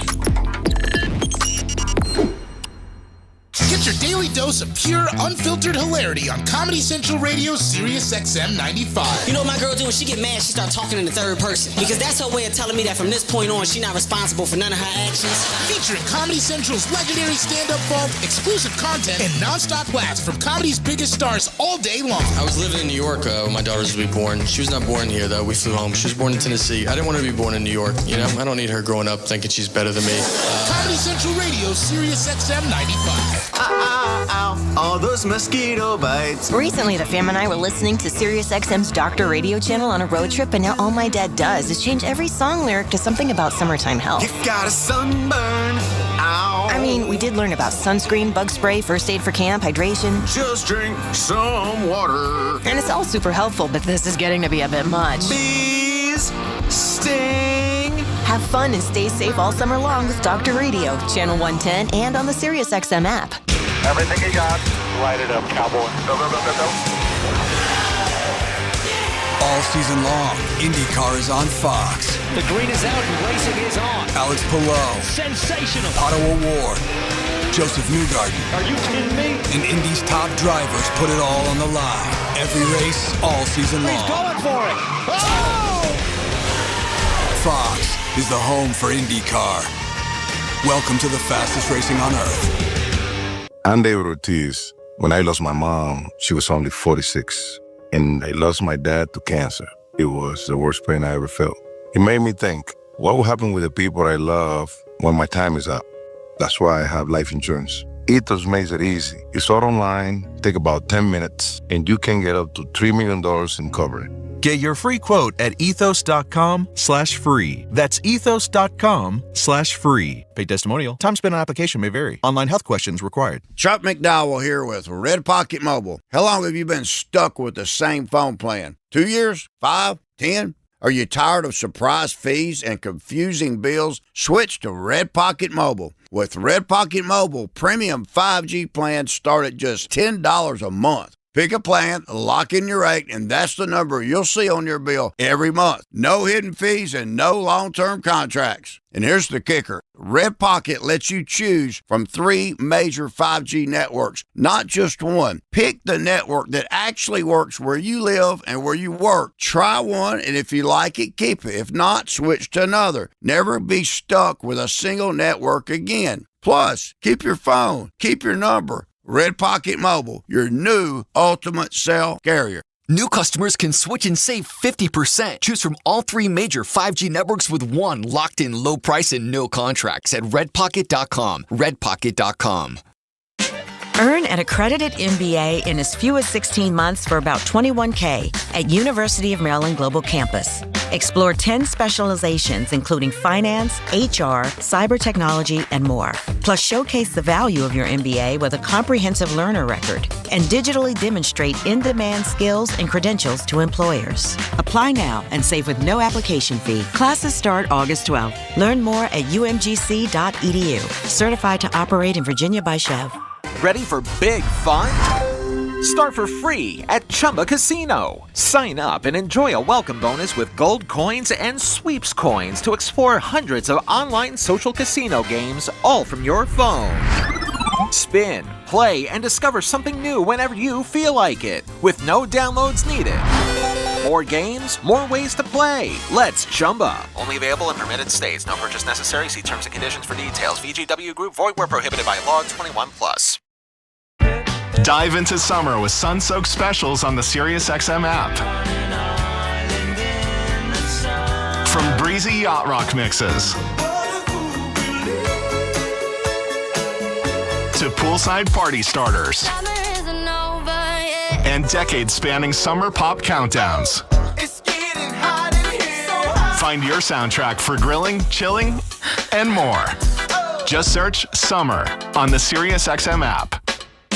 Earn an accredited MBA in as few as 16 months for about $21K at University of Maryland Global Campus. Explore 10 specializations, including finance, HR, cyber technology, and more. Plus, showcase the value of your MBA with a comprehensive learner record and digitally demonstrate in-demand skills and credentials to employers. Apply now and save with no application fee. Classes start August 12th. Learn more at umgc.edu. Certified to operate in Virginia by Chev.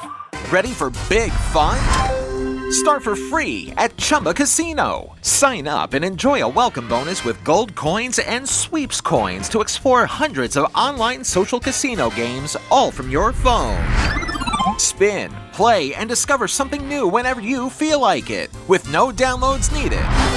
More games, more ways to play. Let's Chumba. Only available in permitted states. No purchase necessary. See terms and conditions for details. VGW Group. Void where prohibited by law. 21+. Here's the deal. The tax code is famously complicated, so it's easy to see why so many people fall into debt with the IRS every year. Now they're stuck dealing with the most powerful collection agency in the world on their own. The IRS can garnish your wages, seize your bank account, even take your home or business. Scared? Worried? Overwhelmed? That's where we come in. We're Optima Tax Relief, America's most trusted tax resolution firm. We have resolved over $3 billion in tax debt for our clients. Our licensed award-winning professionals deal with the IRS every single day. We protect our clients and prepare them for the best possible resolution. And guess what? We love doing this. We're real people who enjoy helping other people when they need us most. Give us a call. Call 800-370-8283. 800-370-8283. 800-370-8283. Optima Tax Relief. Some restrictions apply. For complete details, please visit OptimaTaxRelief.com. Hi, I'm Venus Williams.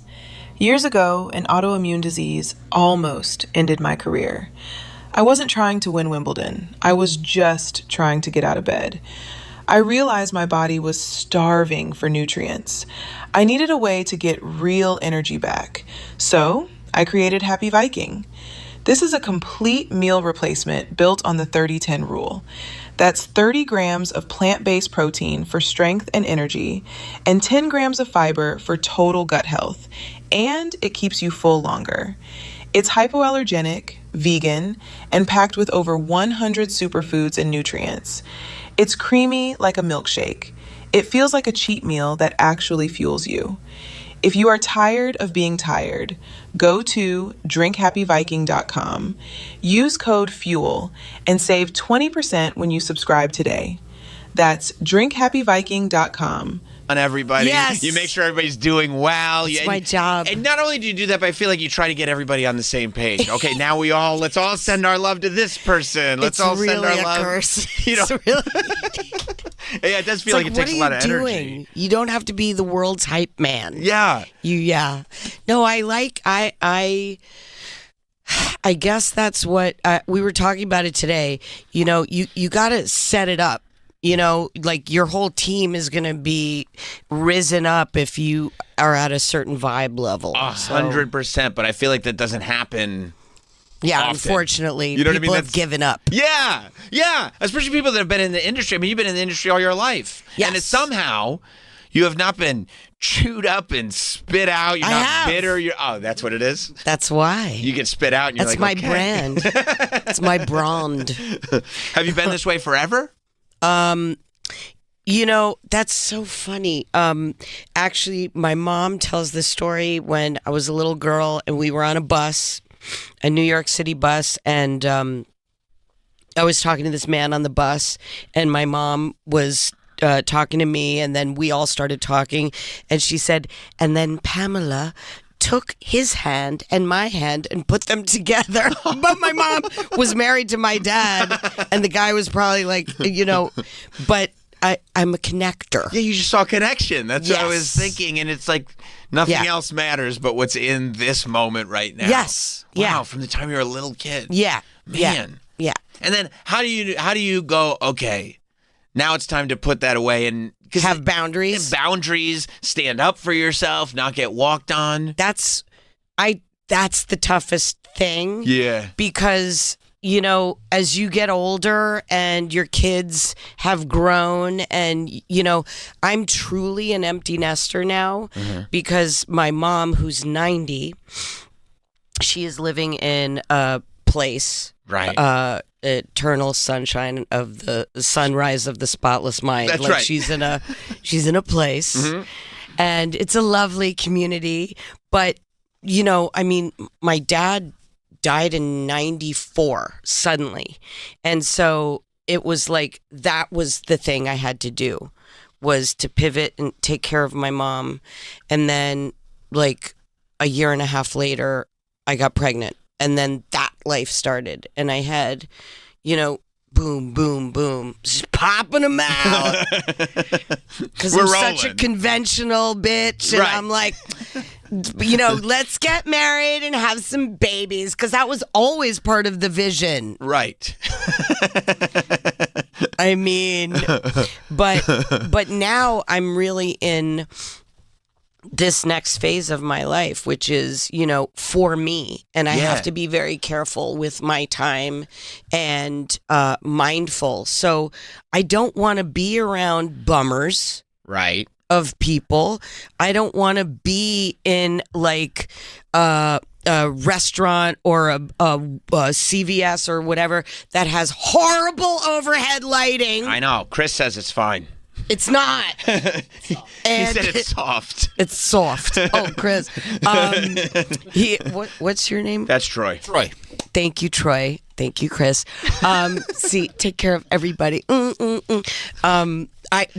I just feel like as human species, don't give up, because it feels like we've given up. Yeah. We just go in, and that music, like, it's not even music anymore, is blasting in malls, and it's like you couldn't even name one of the artists. Like, you played Waterloo Sunset going into this show.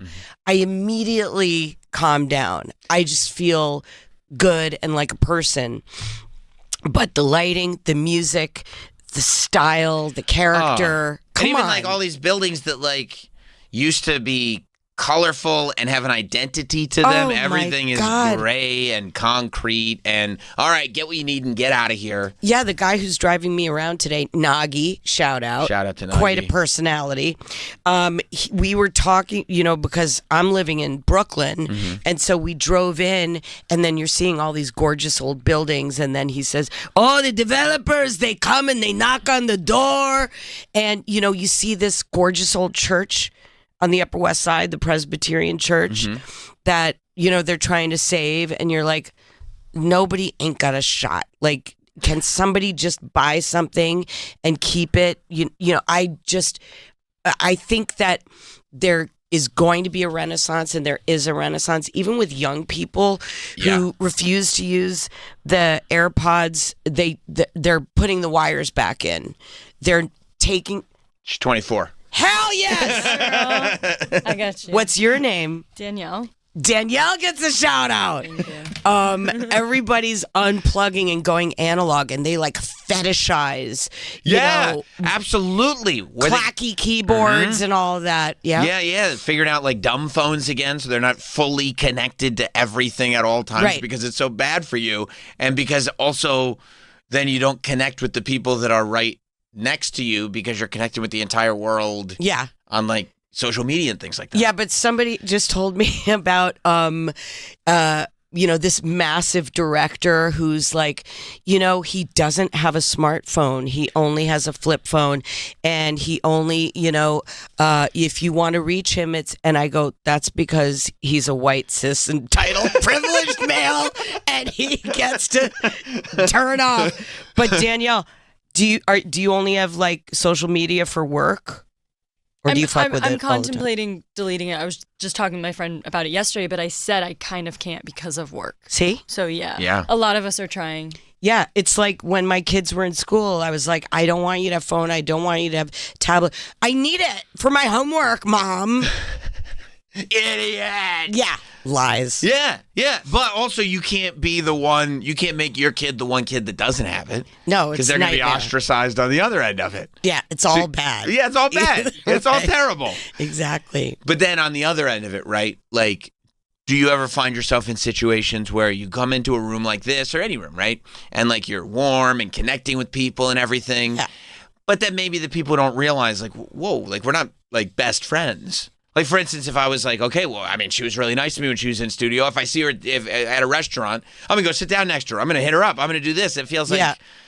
I'll give you my number, Sam. No. I'm not asking. We can be friends. I'm not. We're going to hang out. I'm okay. Okay. See, I got rejected. I was trying to make you feel better, and now I'm the one. No, but I mean, like, people, it's like boundaries, like you were saying. Yeah, this is something that people who are in the public eye always deal with. And so, because of what I do, and it's like, I really want to do stuff that's resonant and special. And I've always loved the projects that I've been a part of, like, Californication, like people are like, I love that show, man. And Better Things, like people shake when they meet me because it's so meaningful to them. And it's just like, you don't understand. Wait, I got to get my dad. And there's like no demographic. And it's just, that familiarity. So in a way, I've invited that because of the nature of the projects that I've picked, been lucky enough to have, and then to make myself. Yeah. When that starts happening with Better Things, like that's got to be a whole new sensation just because that's so you right. know? Like, is it super rewarding in the sense that you put everything into this thing and it has resonated so well with people? Or is there a part of it that's like, oh, now everybody kind of has seen all this, knows all this type of stuff? But also there's an assumption that everything is direct lift from my life. True. And so it's like, there's pieces that are my childhood that I put into the kids' stories, and it was just a great way to do that. But, thinking about Californication, when my kids were in elementary school, it was crazy because people would start talking to me and saying crazy things to me in front of my kids, like, yo, Cokie Smurf. And I would be like, cool, Jenna Jameson had a life outside of porn, right? And had a kid in school, yeah. And I think about things like that. But people get so excited, when they see that they forget. Yes, like I can't say that in front of young children. Speaking about boundaries, because people get excited and they don't know how to regulate. Right, so. but you recognize that, yeah. So it's like you can accept it differently. It's kind of on you. Yeah. to be generous with your time and attention, but I bring my own Sharpies because I don't want to touch all the Sharpies. That's smart. That's smart. You can't go through the line of people outside like the Tonight Show and touch every Sharpie. I'll take yours, yeah. Are you but kidding? You're happy to sign. Happy to sign. Happy to sign. Please. But here's the boundary. I'll use my Sharpie. Exactly. Thank you. But signing in the old days, or like if you're on Broadway, that's a genuine signature they want, like in a playbill. Yeah. You know, they just saw you in the show. But nowadays, you are doing their business for them. 100%. So they bring their Funkos and their plastic pieces. I was about to ask you about the plastic pieces. Yeah. Yeah, I mean, it's a lot. And so, and I've been told don't ever sign anything with a blue Sharpie. We talked about this today, and I'm like, so I only carry a black Sharpie or like a purple paint Sharpie. What's the blue Sharpie? Is it because they stamp it off or something? Because I know we had some like TMZ guys in here a while back, and because I was asking them about how now they'll have you sign like just a white piece of photo paper. Yeah, and I go, what is that? Yeah. And they go, it's so that, because they don't know who's going to be around, but every celebrity has X number of dollars, so my God. they print your photo. She didn't really want my autograph at Good Morning America. Oh, no. There was a lady with the white photo paper, but there was a guy who had like Spinelli from Recess. Yeah. He had my oeuvre. That's your fan. The white photo paper is like whoever I meet. I'm printing that photo on top and it's going on eBay. That was like a Lucky Charms moment. Wow. This is like the day that my daughter, I was like, I always forget which side the gas tank is on. She goes, Mom. The arrow? That really is one of those things that when you find out why the arrow's there, exactly. you go, I was like, what? Yeah. It was an amazing moment. Yeah, I think I was I had decades of driving under my belt before I realized. Yeah. And I don't think anybody's ever heard about the arrow on the gas tank in a different tone than. It's on the outside of the gas tank and it points to the side of the car. It's in the dashboard. When you look at the fuel meter, there's a little gas icon, like a gas tank icon on the fuel meter. Yeah. There's an arrow next to it on one side that points to one side of the car. And it points to where the gas tank I'm gonna is. look for that. You're very excited to get I'm in the really front seat. excited I to get know. in It the car. is. Okay. It's a fun thing to know. But it's only ever told to somebody in that tone. Like, the arrow's there. It's the only way anybody's ever found out about it. Well, Nobody's ever been like, hey, I have something interesting to tell absolutely. you. Yeah. No. If it that, comes from that arrow, the side there arrow. you go. Yes. Who did that? That's amazing. That one was Mike. I love that, Mike. Mike's getting the shout out too. Yeah, but if it comes from my daughters to me, it's in the form of a roast. Right. Always. Right. It's a roasting. Like, what are you? How do you exist as a human? Yeah. Exactly.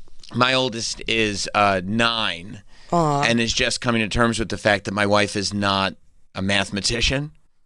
And I mean, it's never ending for her. When he's like, give her a break. I mean, he's like sitting there with his homework. Yeah. And he goes like, Mom, you know what? I'll ask Dad. And you could just see her being like, I can handle it. You know what? I can handle it. But at least he's asking you guys and he's not going to the thing in the phone. He's not. No, I'm no, not no. even going to say the letters. Not saying them. No. Because they'll pick it up and that's it. Yeah. It's part of it. This one the same way, very anti that thing that you're not going to say. Not saying it. No. You're right. You know what we will say? King of the Hill. Yes. King of the Hill is back. Yes. Again. Yep. And I know you're thinking last time you were here, King of the Hill was back, but now it's back. Like now we got seasons. Yes. Of this new version of King of the Hill. Yeah. Season 15. Did you when you came back on to do it? Because I remember we were talking about it last year. Did you realize then that it's like, okay, this isn't just a nice kind of reunion season, but this is a full, like, there's an appetite for this. There's a full relaunch happening. Well, because we record, like it feels like you're in a vacuum, but you're very much part of the community. Like we all go to the table and like Greg Daniels and Mike Judge are there. And now we have Saladin Patterson and everybody who's still alive is there. there. Yeah. And new people. And it really is just like there's this buzz and an excitement. But, you know, this was really born from being at Sketchfest and doing like a reunion. And when we were there, Mike and Greg were like, "Oh wow!" Like the theater was full, and people were excited about it. So you don't really know how it's going to be received. And I'm the person who was like, "Wow, we've aged up Bobby, and he went from 12 to 21." You know, in like how long we took a 15-year break, Right? And so. You feel like everybody's a little bit tentative. And I thought I have to make a choice about what he's going to sound like. So it was kind of a challenge for me to say, okay, it felt like what you said, which is, this is nice. But now we went in, and to have people really love the reboot, it's an amazing Yeah, because feeling. it's taking place all these years later, which means it is a different version of those people. Like this is the fact that people like this version of the show. This is a full different version of the show. And I'm sure that when you're doing the voice work for that first season, it's like, oh, this is fun. We're finding out where everybody is. But Right. now it's like, okay, we're settling into who they are now and what the stories look And like. the stories, you know, you're very mindful when you're part of a show for so long, because you just all become the Bible of the show, because you've got all of that stuff inside of you, just kind of like how the fans are. The fans are the same way. The fans will, you know, check the show or check the creators, and they know way more about it than the actors ever could, because they dissect it and they love it and they live with it, and they get, you know, tattoos of it all over their bodies, and like amazing Bobby tattoos. Have you ever had to sign a Bobby? Or been asked? I shouldn't say have to. Have you ever been asked to sign a Bobby tattoo? No, but I have seen Bobby tattoos in the wild, and it's kind of the coolest thing. I made like a compilation video with Giselle Vasquez, and we're going to post it today, of just a bunch of Bobby, and I'm like narrating them. I tried to do what is it called? An ASMR? I tried to do ASMR. I can't even do it with a straight face. But it would be like a sex bot if I did ASMR. It wouldn't be Bobby.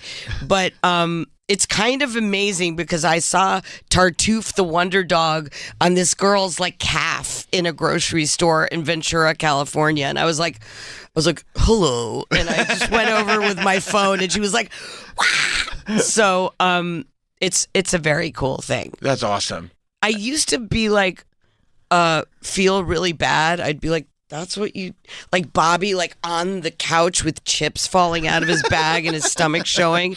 And I'm like, forever? Yeah. And now it's just very moving to me. Yeah, and the fact that also now you know that this character is a forever character. Yeah. You know, it's pretty remarkable. Yeah, it's cool. Well, look, King of the Hill season 15 is now on Hulu. All 10 episodes of King of the Hill season 15, Hulu and Hulu on Disney Plus. It is a remarkable thing, and apparently there are going to be at least 2 more seasons. We're starting a new season at the end of this month. Let's go. Yeah. There we go. Yeah. Very Awesome. cool. Pamela, you are always the best. Thank you, Sam. Yes. We can be friends. I wasn't rejecting your No, friendship. we're going to be friends. We'll be friends. I want to be friends with everybody. I'm going to give everybody my phone number. Troy, put it up, or Mike. Yeah. Awesome. We'll talk again soon. Thank you so much, Sam. And we'll see you guys later.